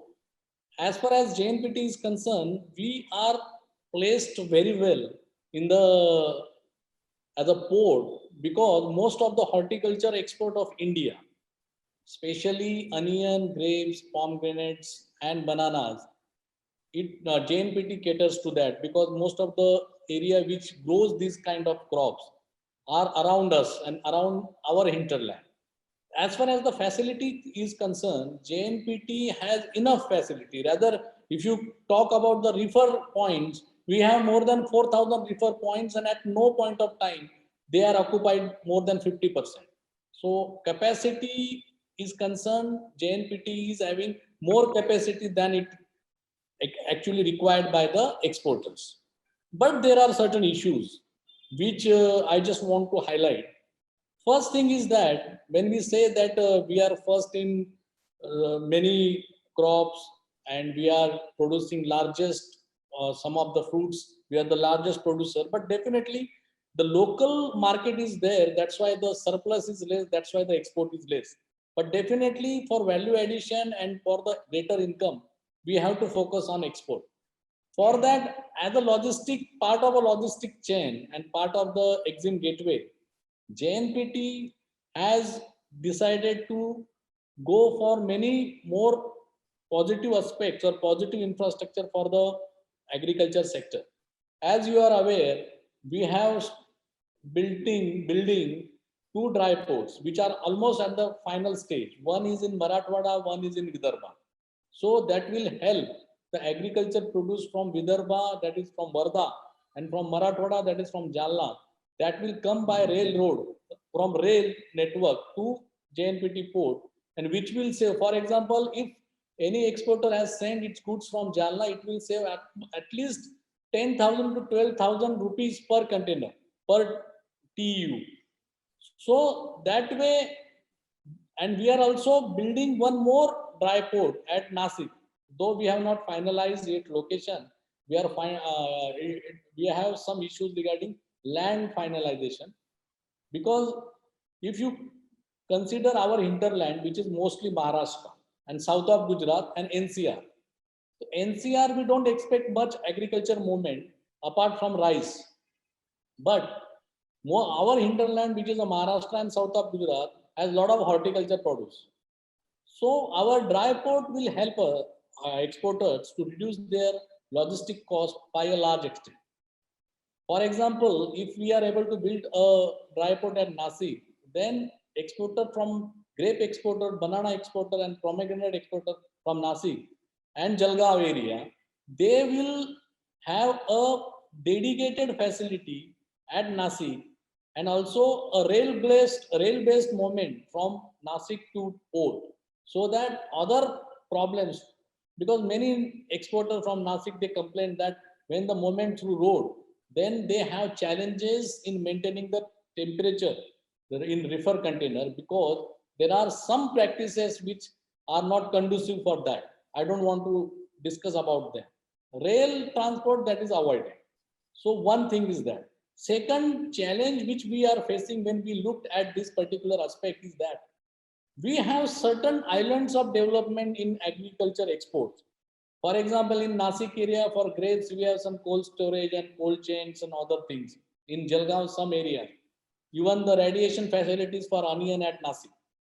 But if these kind of facilities are available at port, then, for example, let's take example of an onion grower from one tehsil of Nasik. He has to take this onion to Nifad or Lasalgaon for that radiation, which is towards south. And they can then again take it to north to the JNPT for export. Instead of that, if such facilities are available at port or around port, then he has to take his produce directly to the port. And from there, he get that radiation facilities, packing, and then export. And this facility for different produce. For example, grapes required quick cooling and that pre-cooling facility, and then the cold storage for the storage and packing. So if these facilities are available for exporters at port, then there will be saving of logistic cost, and definitely that will make our produce competitive also, and it will take care of the sanitary aspect also, and there is ease in doing business also. So JNPT is seriously thinking about that, how we can cater to this kind of thing, though we have not conceptualized or designed it, but definitely it is in a pipeline, though not on anvil.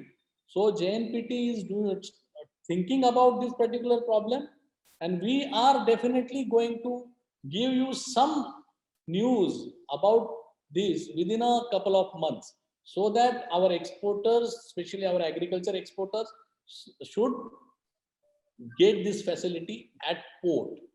Another thing I just want to tell, which is not for the exporter, because if you consider the export of agriculture produce, that time you can't ignore the import of agriculture produce also, because that will help the service provider, the infrastructure provider, to use its facility to maximum extent.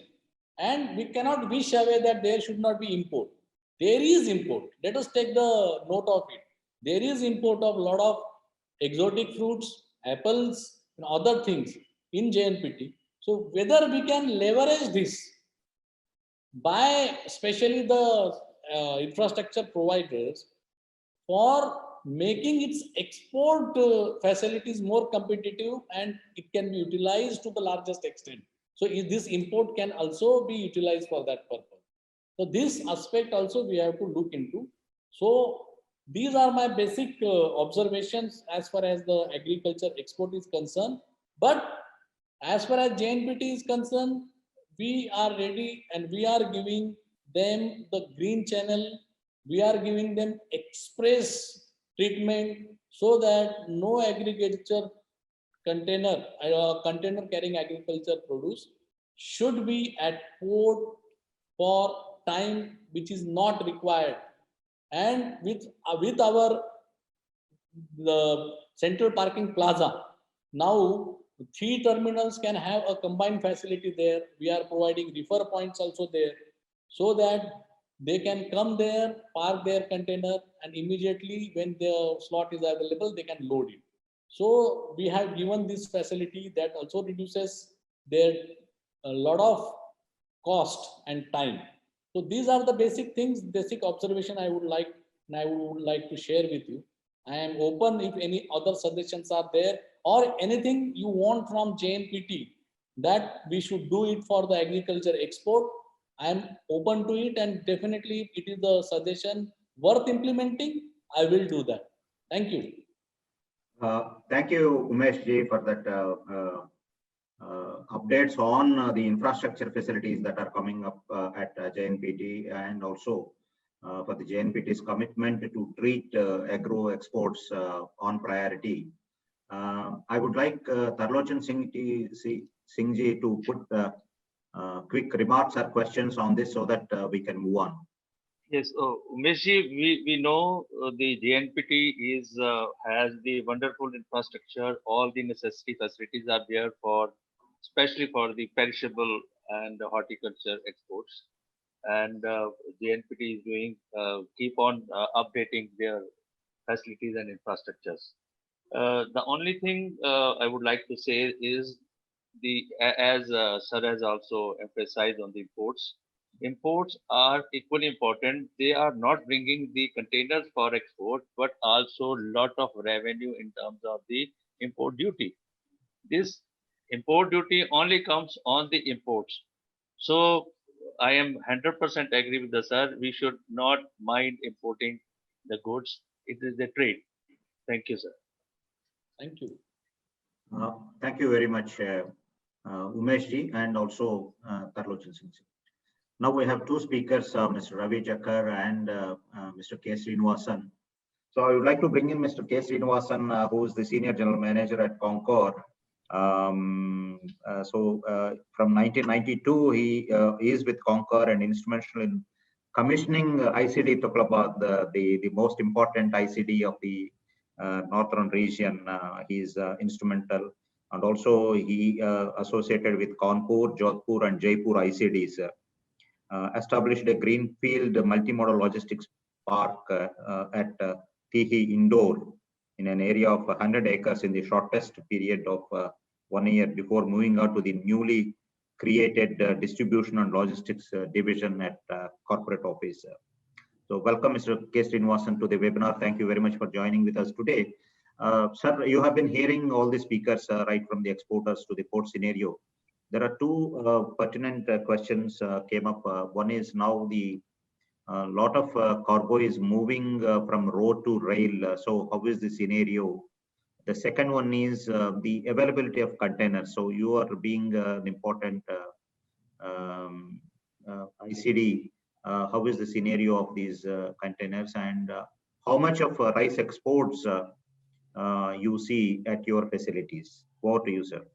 Good afternoon, all the panelists and the participants. I thank Mr.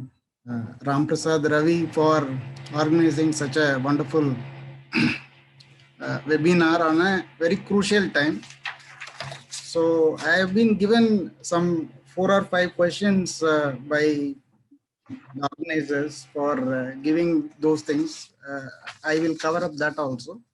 The first was the thing of the empty containers and the containers availability, which has been now given by Mr. Ravi.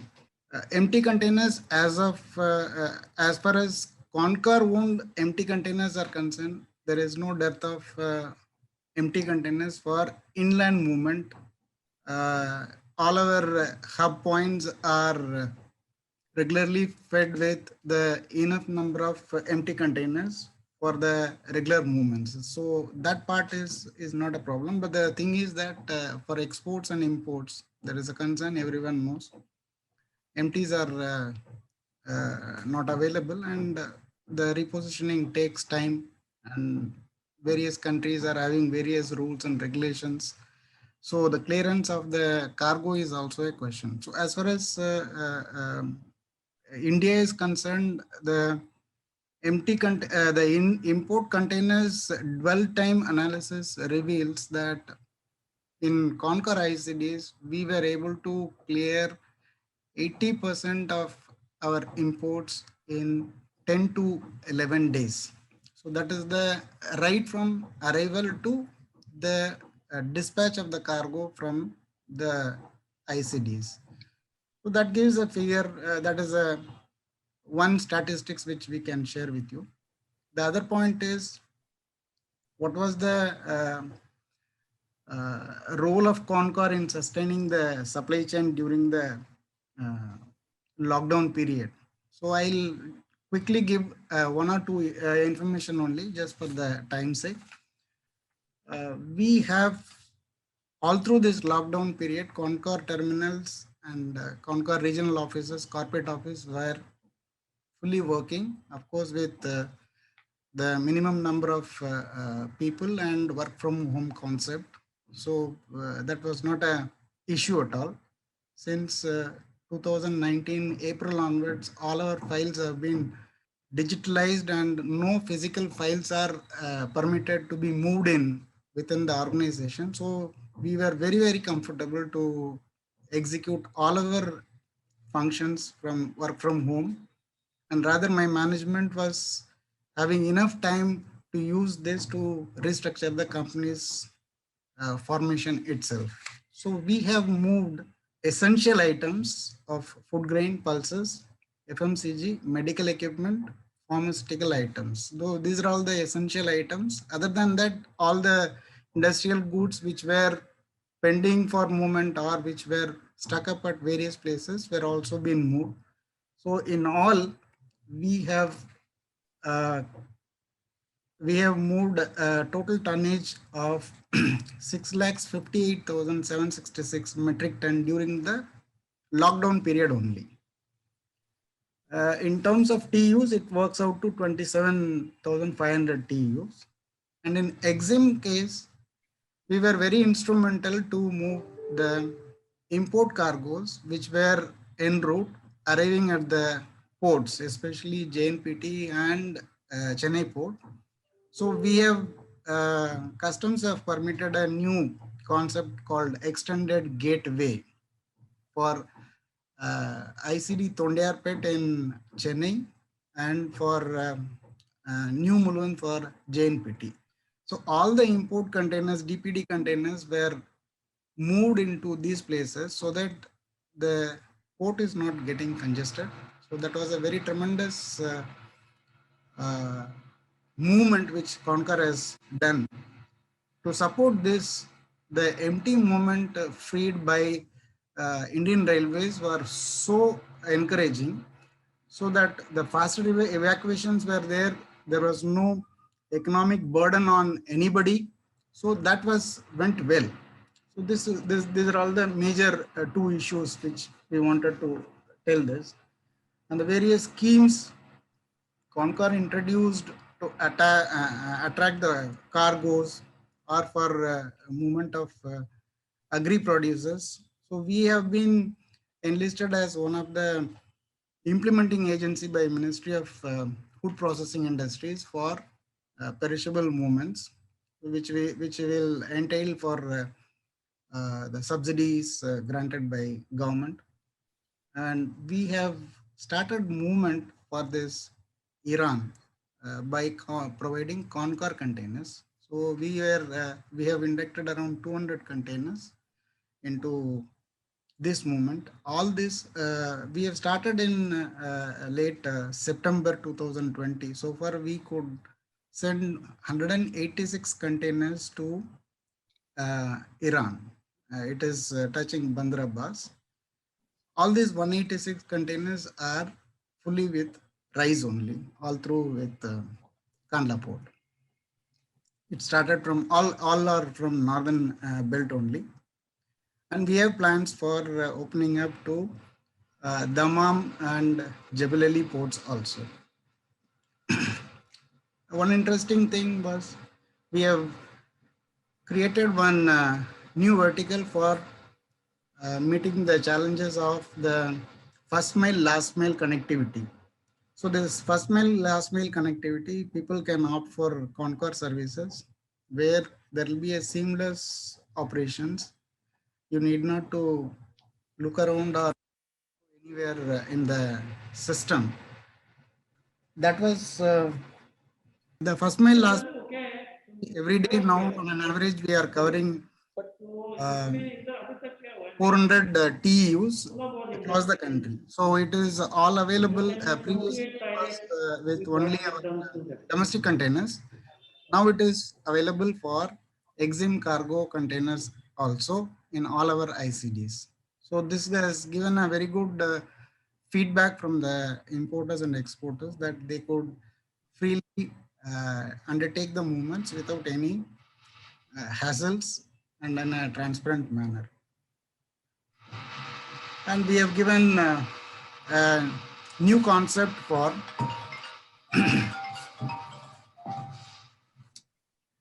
dry bulk cargo, which is been talked about one of the other panel member also.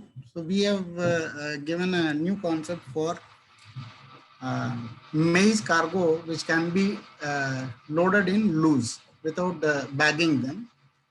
That has given the savings in handling, bagging, and in first mile, last mile movement also.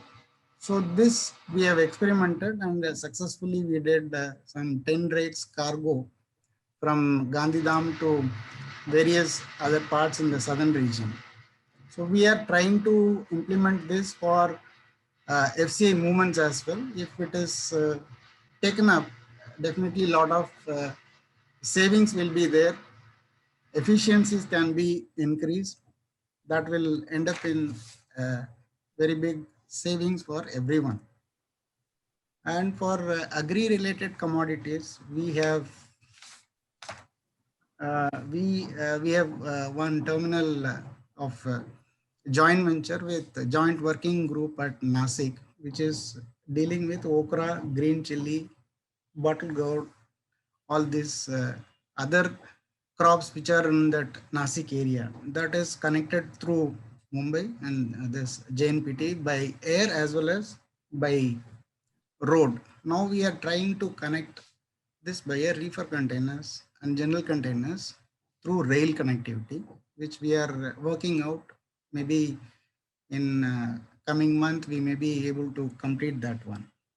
Similarly, for incoming containers of refrigerated containers, for first time, we have covered the import reefer containers, which used to get cleared in Mumbai or at Mundra ports. We have given a connectivity to the northern India, which is the consumption hub for this cargo.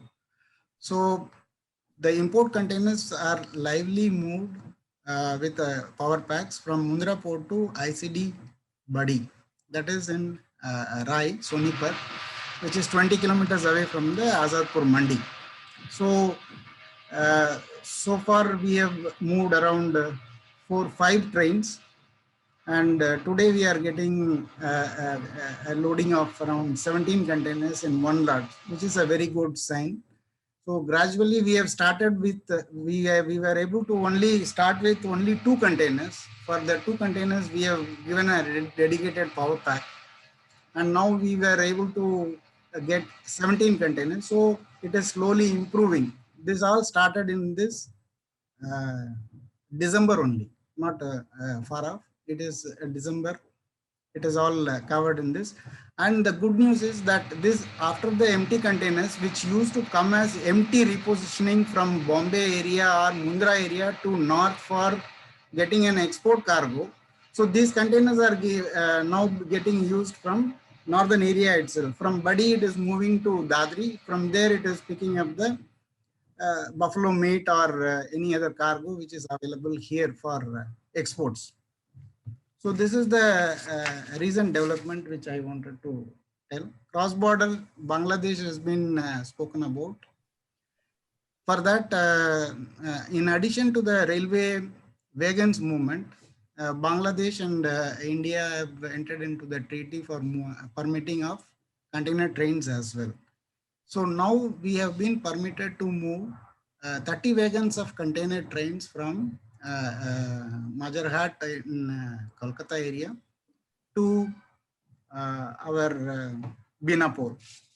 So we so far we have moved around 9 trains. There are certain constraints still because of the infrastructural requirements at Binapur side, because the containers cannot be unloaded over there, and they cannot also handle 40 feet containers. So as of now, 20 feet containers with side access, which is the special containers. They are being sent to these places. So in this, some FMCG goods and industrial goods have already moved. So every 15 days, there is a train which carries 30 wagons, means 60 TEUs cargo, which goes into that. This can be increased once the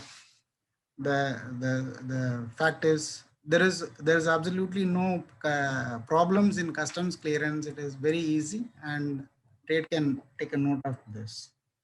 Nepal, as you know, everyone, that there is a regular train movements which were going in from Kolkata to ICD Birganj. Similarly, now we have started moving from even Vizag to Nepal. So those containers which are coming from Far East is getting discharged at Vizag itself, and then from there the rail connectivity is given. As far as the future expansion is, future things are coming, new things. We have identified 20 locations across the country for developing the distribution logistics network, which will be having minimum of around 200 acres land with connectivity of rail, plus modern warehousing of 10 lakh square feet in minimum 10 lakh square feet in every these locations. So this will give a feasibility for distribution logistics, which can take into a seamless operation for that. And we have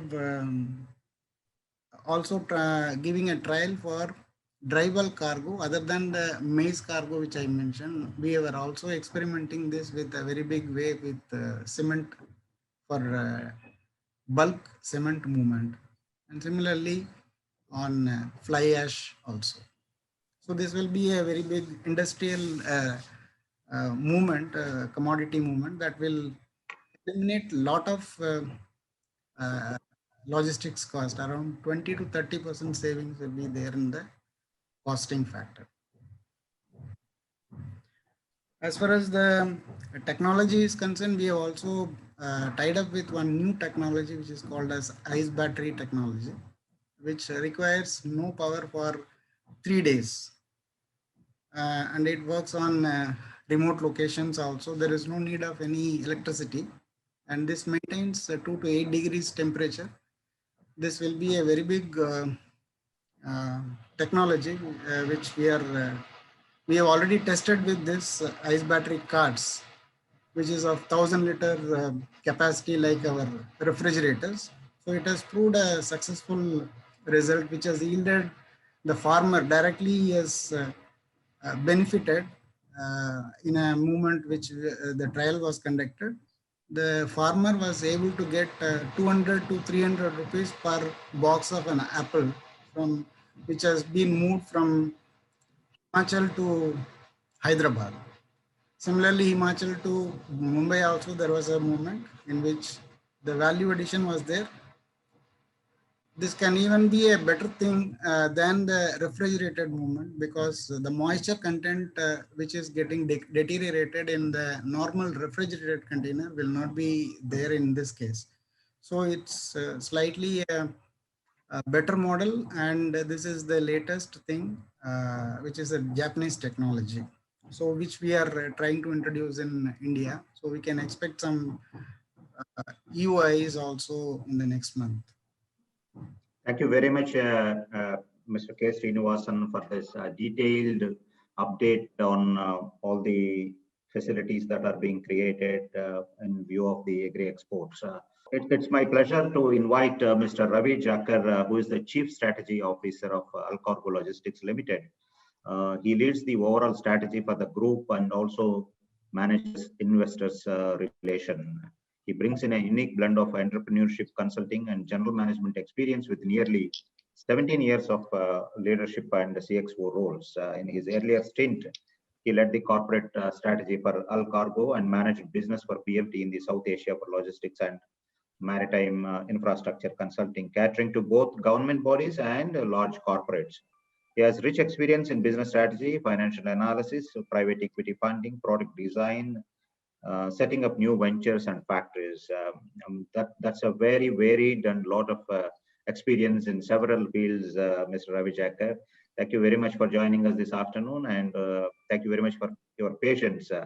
So being the last speaker of this webinar, it's not that you are not important, but we wanted Alcargo is being now an end-to-end logistic service provider in the country and also globally. What we would like to hear from you is you are the overall strategy officer for Alcargo. So what is the agro commodities, agro export role in the overall strategy of Alcargo, and what facilities do you have? And after hearing all the challenges that exporters are facing and also other issues,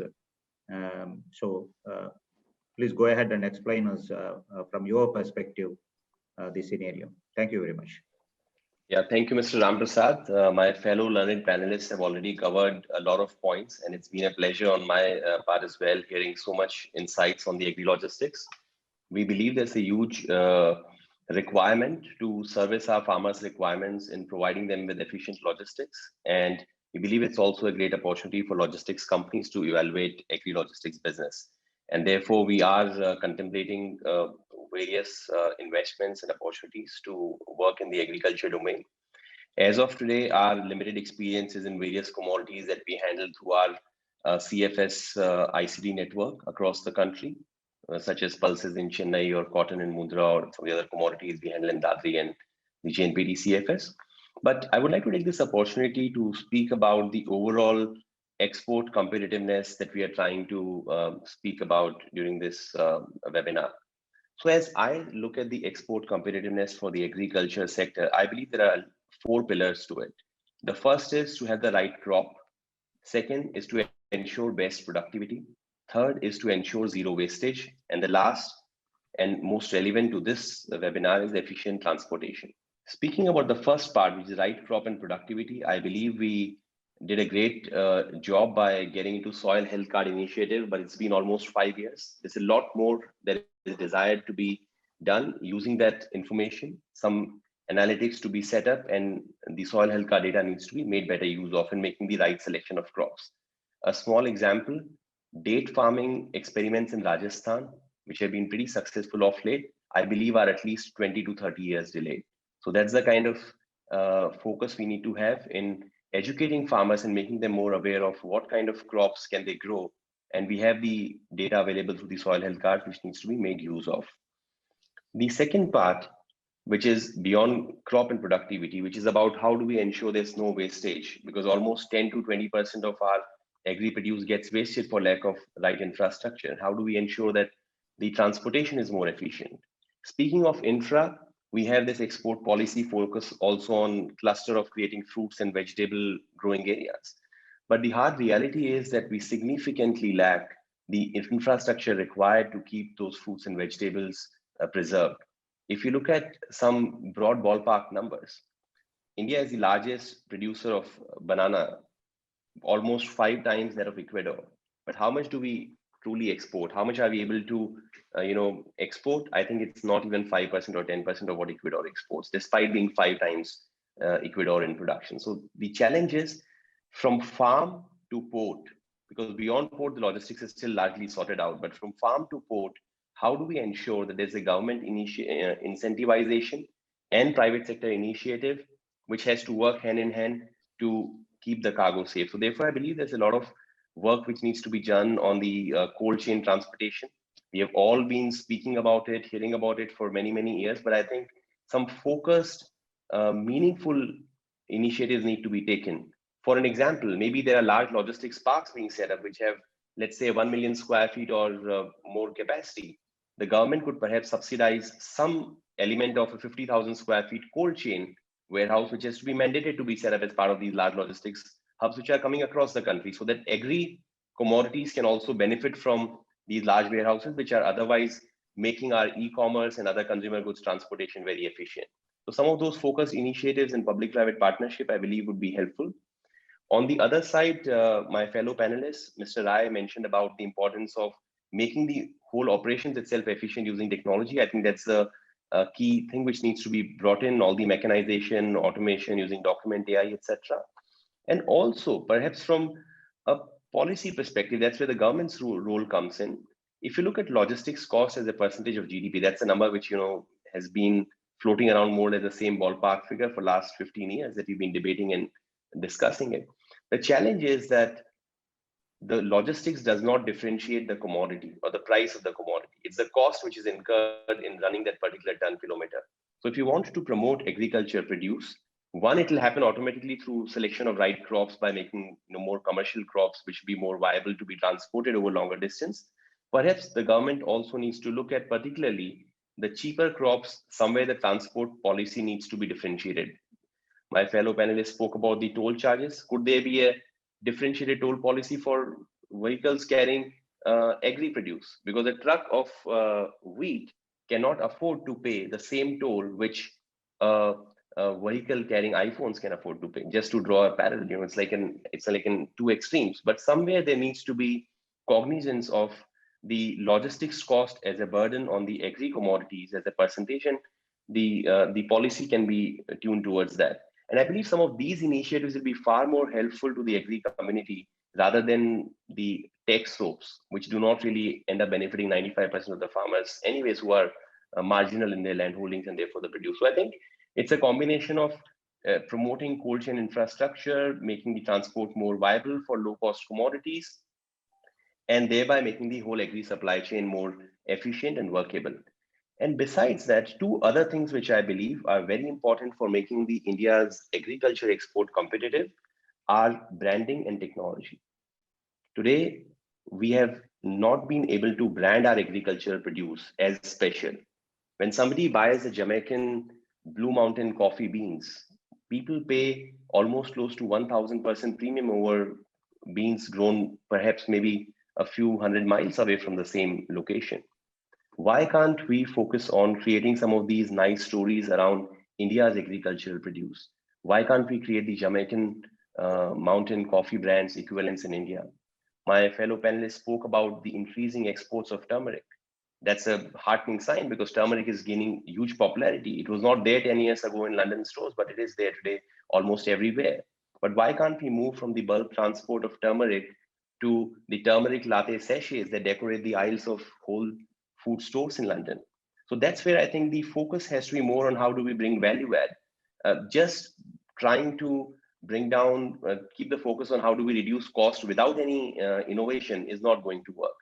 The cost reduction on logistics side, efficiency can overall work only if you're able to increase the cost of goods being transported, which is through your branding, your selection of commercial crops, and automation and use of technology. I remember years ago, and maybe perhaps the trend continues even now, the farmers from Rajasthan would go and visit farmers in Gujarat or Tamil Nadu, see how they are farming. Today, when we have the power of technology, when entire rural India is connected, why are we not making use of that to exchange learning and also manage logistics perhaps in the way? Why can't we have a farmer whose soil health card is digitally enabled, geotagged on his mobile handset, which is working on a 4G data connectivity? Based on the soil health card monsoon forecast, he can be advised to place an order for a certain set of seeds, which could be delivered to the farmer. All that process, will cut out many inefficiencies on logistics across, right from sourcing seeds to fertilizers to end produce. It could simply be a photograph of the end produce being taken, which automatically is read into a platform wherein logistics services could be provided. So there's a lot of room for bringing technology to the farmers and completely automating the farm supply chain, reducing the intermediaries, completely eliminating paper out of it, and trying to see how a futuristic agri transport supply chain in the country could look like. And that's where I believe the export competitiveness will come in naturally. So these are some of the thoughts which I had. Happy to answer any specific questions, but we already have a paucity of time as well. Thank you, Mr. Ramil sir. Thank you very much, Ravi, for this. Actually, a 360-degree view of agri commodities competitiveness, how they can be increased, especially the value addition part of is very much needed in the agri commodity sector. My request to all the panelists and participants, We are only 15 minutes past the stipulated time for this webinar, but if you can delay the lunch by another 15 minutes, we can have one round of quick discussion because it's always not possible to bring in so many speakers together. Ultimately, we need to derive value out of it. So before I ask Mr. Talochan Singh ji to come in and make comments, I have a question from the participant. This is to both Avinash Chandroy and Mr. Srinivasan of Conquer. How can a DPD container clearance can be done for ICD imports, as there is already a 5 to 10 day time between landing at port and reaching ICD? Everyone has been talking of DPD at the ports, not realizing that there is a significant amount of boxes which move into ICDs. They need to have the same system of direct port delivery for ICDs, utilizing the time when the boxes are moving from the port into ICD for using risk management system and clearing 95-98% of the cargo. This is an answer to Mr. Umesh Gross asking the question in the morning, how do you cut down the time for import boxes to be released? And once we do that, you have reduced the time by at least 7 to 8 to 10 days, what the boxes are taking today in ICD for custom clearance. Do it while it is on the run. Use the same concepts what has been done for DPD at the port, expand the RMS into ICD boxes. And you have an answer to everyone's issue of getting the boxes released faster. So this is where process, this is where technology, this is where a desire to do better will bring in change and improvement in the logistics cost. Thank you. Thank you, Avinash ji. Srinivasan, anything to add? Yeah, the customs facilities are now available even for bill of entry filing prior to the arrival of the containers. So, which is already this is enabled for a clearance process. Once it is arrived, immediately you need not to wait for any issues. So you are directly moving the container. If it's AEO status importer, so it will not wait for anything in the port. So it can be immediately moved. If it is a bulk of the container, suppose if it is 30, 40 container lots, so by rail movement is the biggest advantage, which immediately it moves out of the port. Port is getting decongested. The delivery can be taken at an ICD or an extended gateway ports. So that is how it has to be work physically. Thank you, Srinivasan ji. My question to Mr. B.N. Jha. Ravi made a point on bringing a lot of value addition to the agro commodities. So he cited an example of one commodity which he has seen in the turmeric and turmeric latte. Yes. Yeah. So what is spice board, especially, of course, rice is already branded enough. So what is being done in terms of spices achieving this kind of value addition and creating a lot of value for the exporter or the farmer? Yeah, so what turnover we have achieved of $3 billion US mark in 2019-20, there the contribution of the value added spices exports contributes to more than 51%.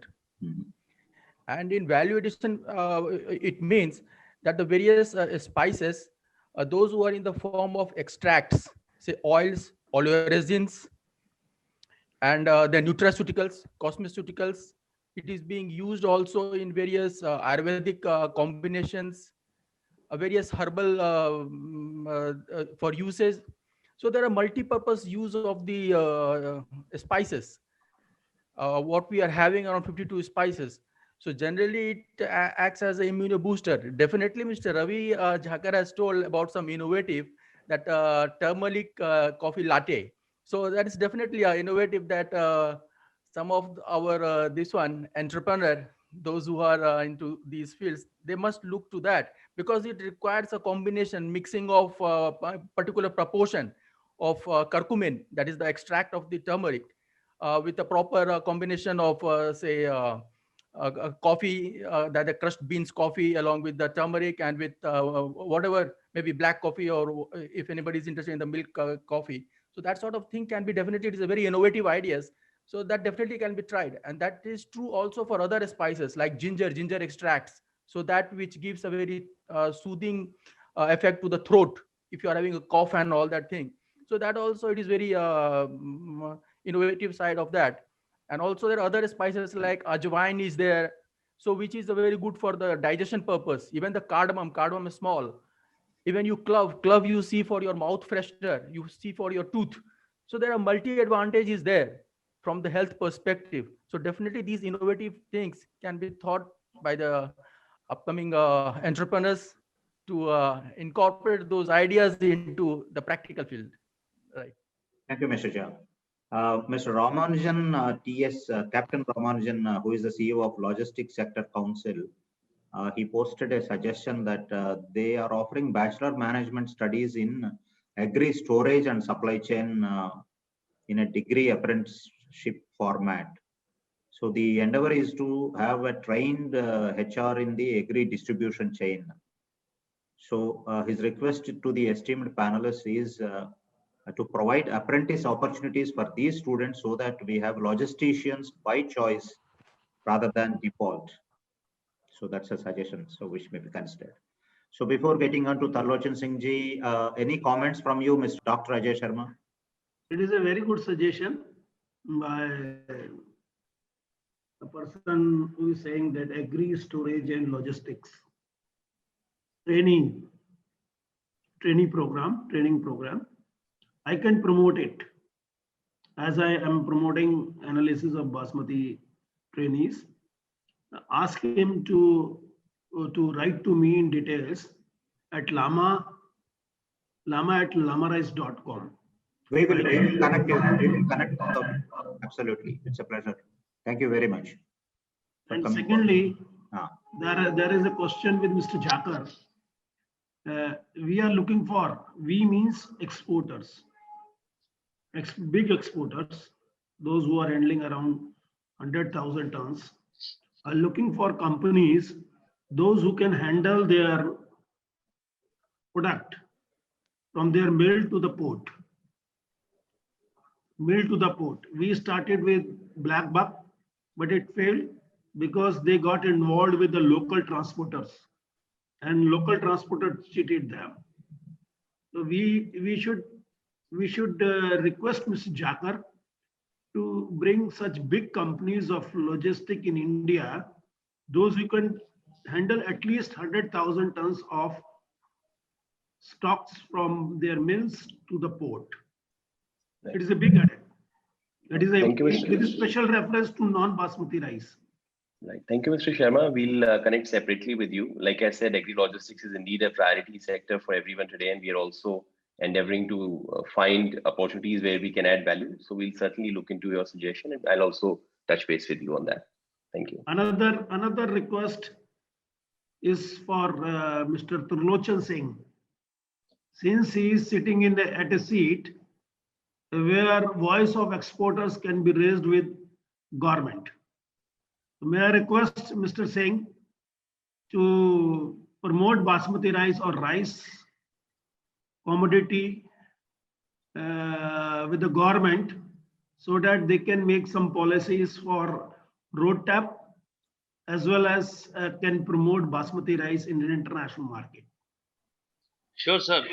Tarlochan Singh ji, Yes, hold sir. for 1 minute. I have one concluding question. After that, I will hand over to you to sum up. You will have the last word on all these things.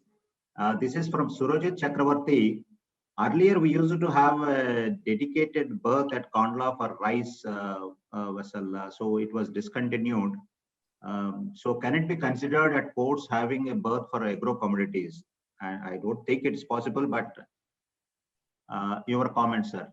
Sir, we have a request to Container Corporation to kindly allow free of cost movement of the empty containers, which was ended on the 31st of December. It should be extended up to at least 31st of March. And as Mr. Rai has suggested that container corporation should charge from one side, empty should be free and loaded they can charge. So that is a wonderful idea. And I would like to inform my other panelists also that FIO has made a committee with the railway. That committee was working very well to match the rail freight with the road freights, with the trucker freight. Ajay ji is very well aware that from Delhi, the cost of sending goods to rice, etc., to the Mundra port was costing about 1 rupees 15 paisa or 20 paisa. By rail, it was coming to 2 rupees or 2 rupees 10 paisa. So we made a committee and it was working well, but due to the COVID, the things are held up. Another thing I would like to bring is very, very important is that the government has assured MSP guarantee to the farmers. This has been already agreed. Now, when we are talking about the MSP, our export at the moment is about $37 billion, which is 11% or 12% of our total export. But a lot of the commodities are already out of the export net. Like our wheat is costing $310 against rest $260, barley $275, rest $200, maize 200, other 180. Sorghum is costing us $300 per ton against 180. So there are number of things where we are already outpriced. With the MSP guarantee, and that too, as per Dr. Swaminathan report, Ajay is very well aware how much the impact is going to come on the agriculture commodities. Because the government has already agreed to the farmers, they are ready to give a guarantee to the farmer for the MSP. So that is going to be a great challenge for us. Where on the logistic, we are incentives, we are looking roadmap, but we have to keep watch and keep our finger crossed as far as the MSP is concerned. So this is all from my side, sir. Thank you, Tarlochan Singh ji.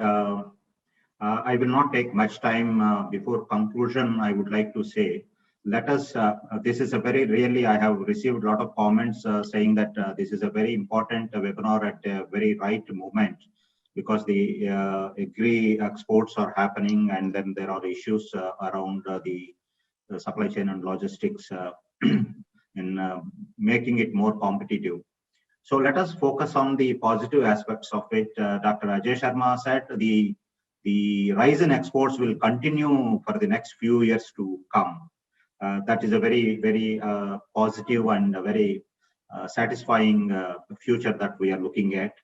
Second thing is the Avinash ji mentioned that there are a lot of introspection also.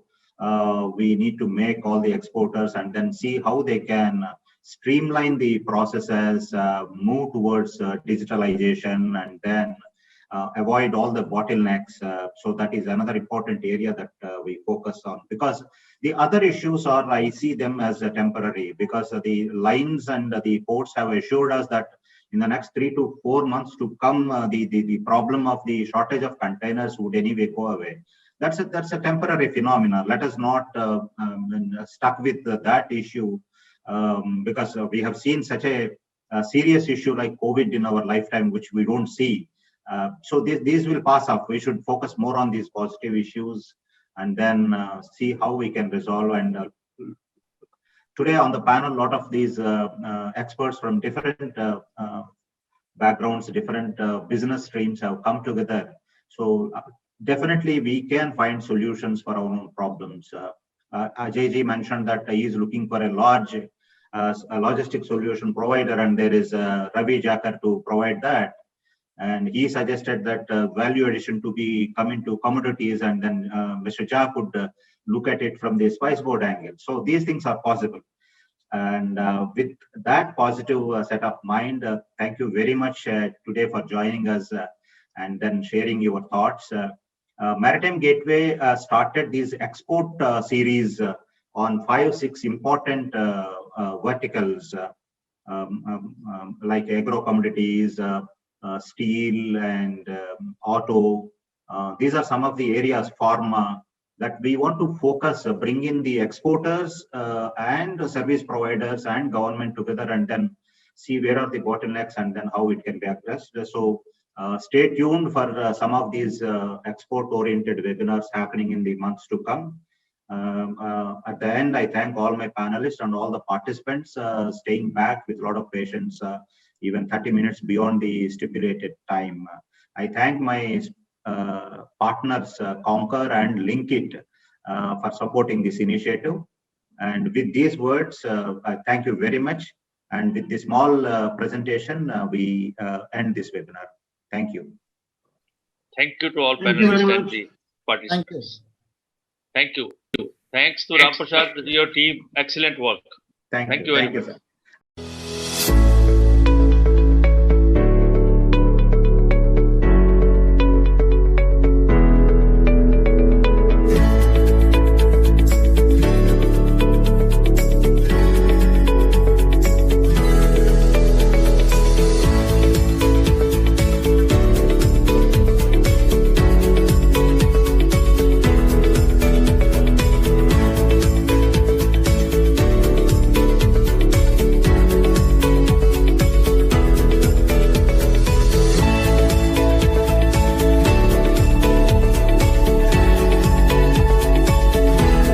Today, Container Corporation of India is at the cusp of becoming a true multimodal logistics solution provider. We started our journey from ICD operator, and we are very proud to be the true multimodal logistics solution provider.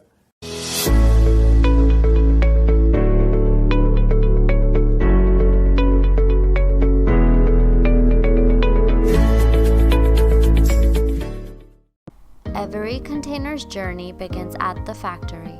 Linkit.io allows for generation of blockchain-based digital consignment notes, and pre-arrival information will reach your terminal of choice. LinkGrid increases the efficiency of your yard by automatically allotting tasks to your crane operator, and our proprietary link band allows you to view the location of all your staff. LinkGrid leverages real-time kinematics and AR, allowing you to view your entire terminal in 3 dimensions. During gate out, the crane operator is notified about which truck to place the container on. Linkit.io enables you to share geotagged and timestamped photos of the sealed containers with all stakeholders. Customers can get real-time updates on their container's clearance and dispatch status. LinkTrack enables the driver to reach his destination on time and allows you to view the live location of the container. We help you orchestrate efficiency in your supply chain every step of the way.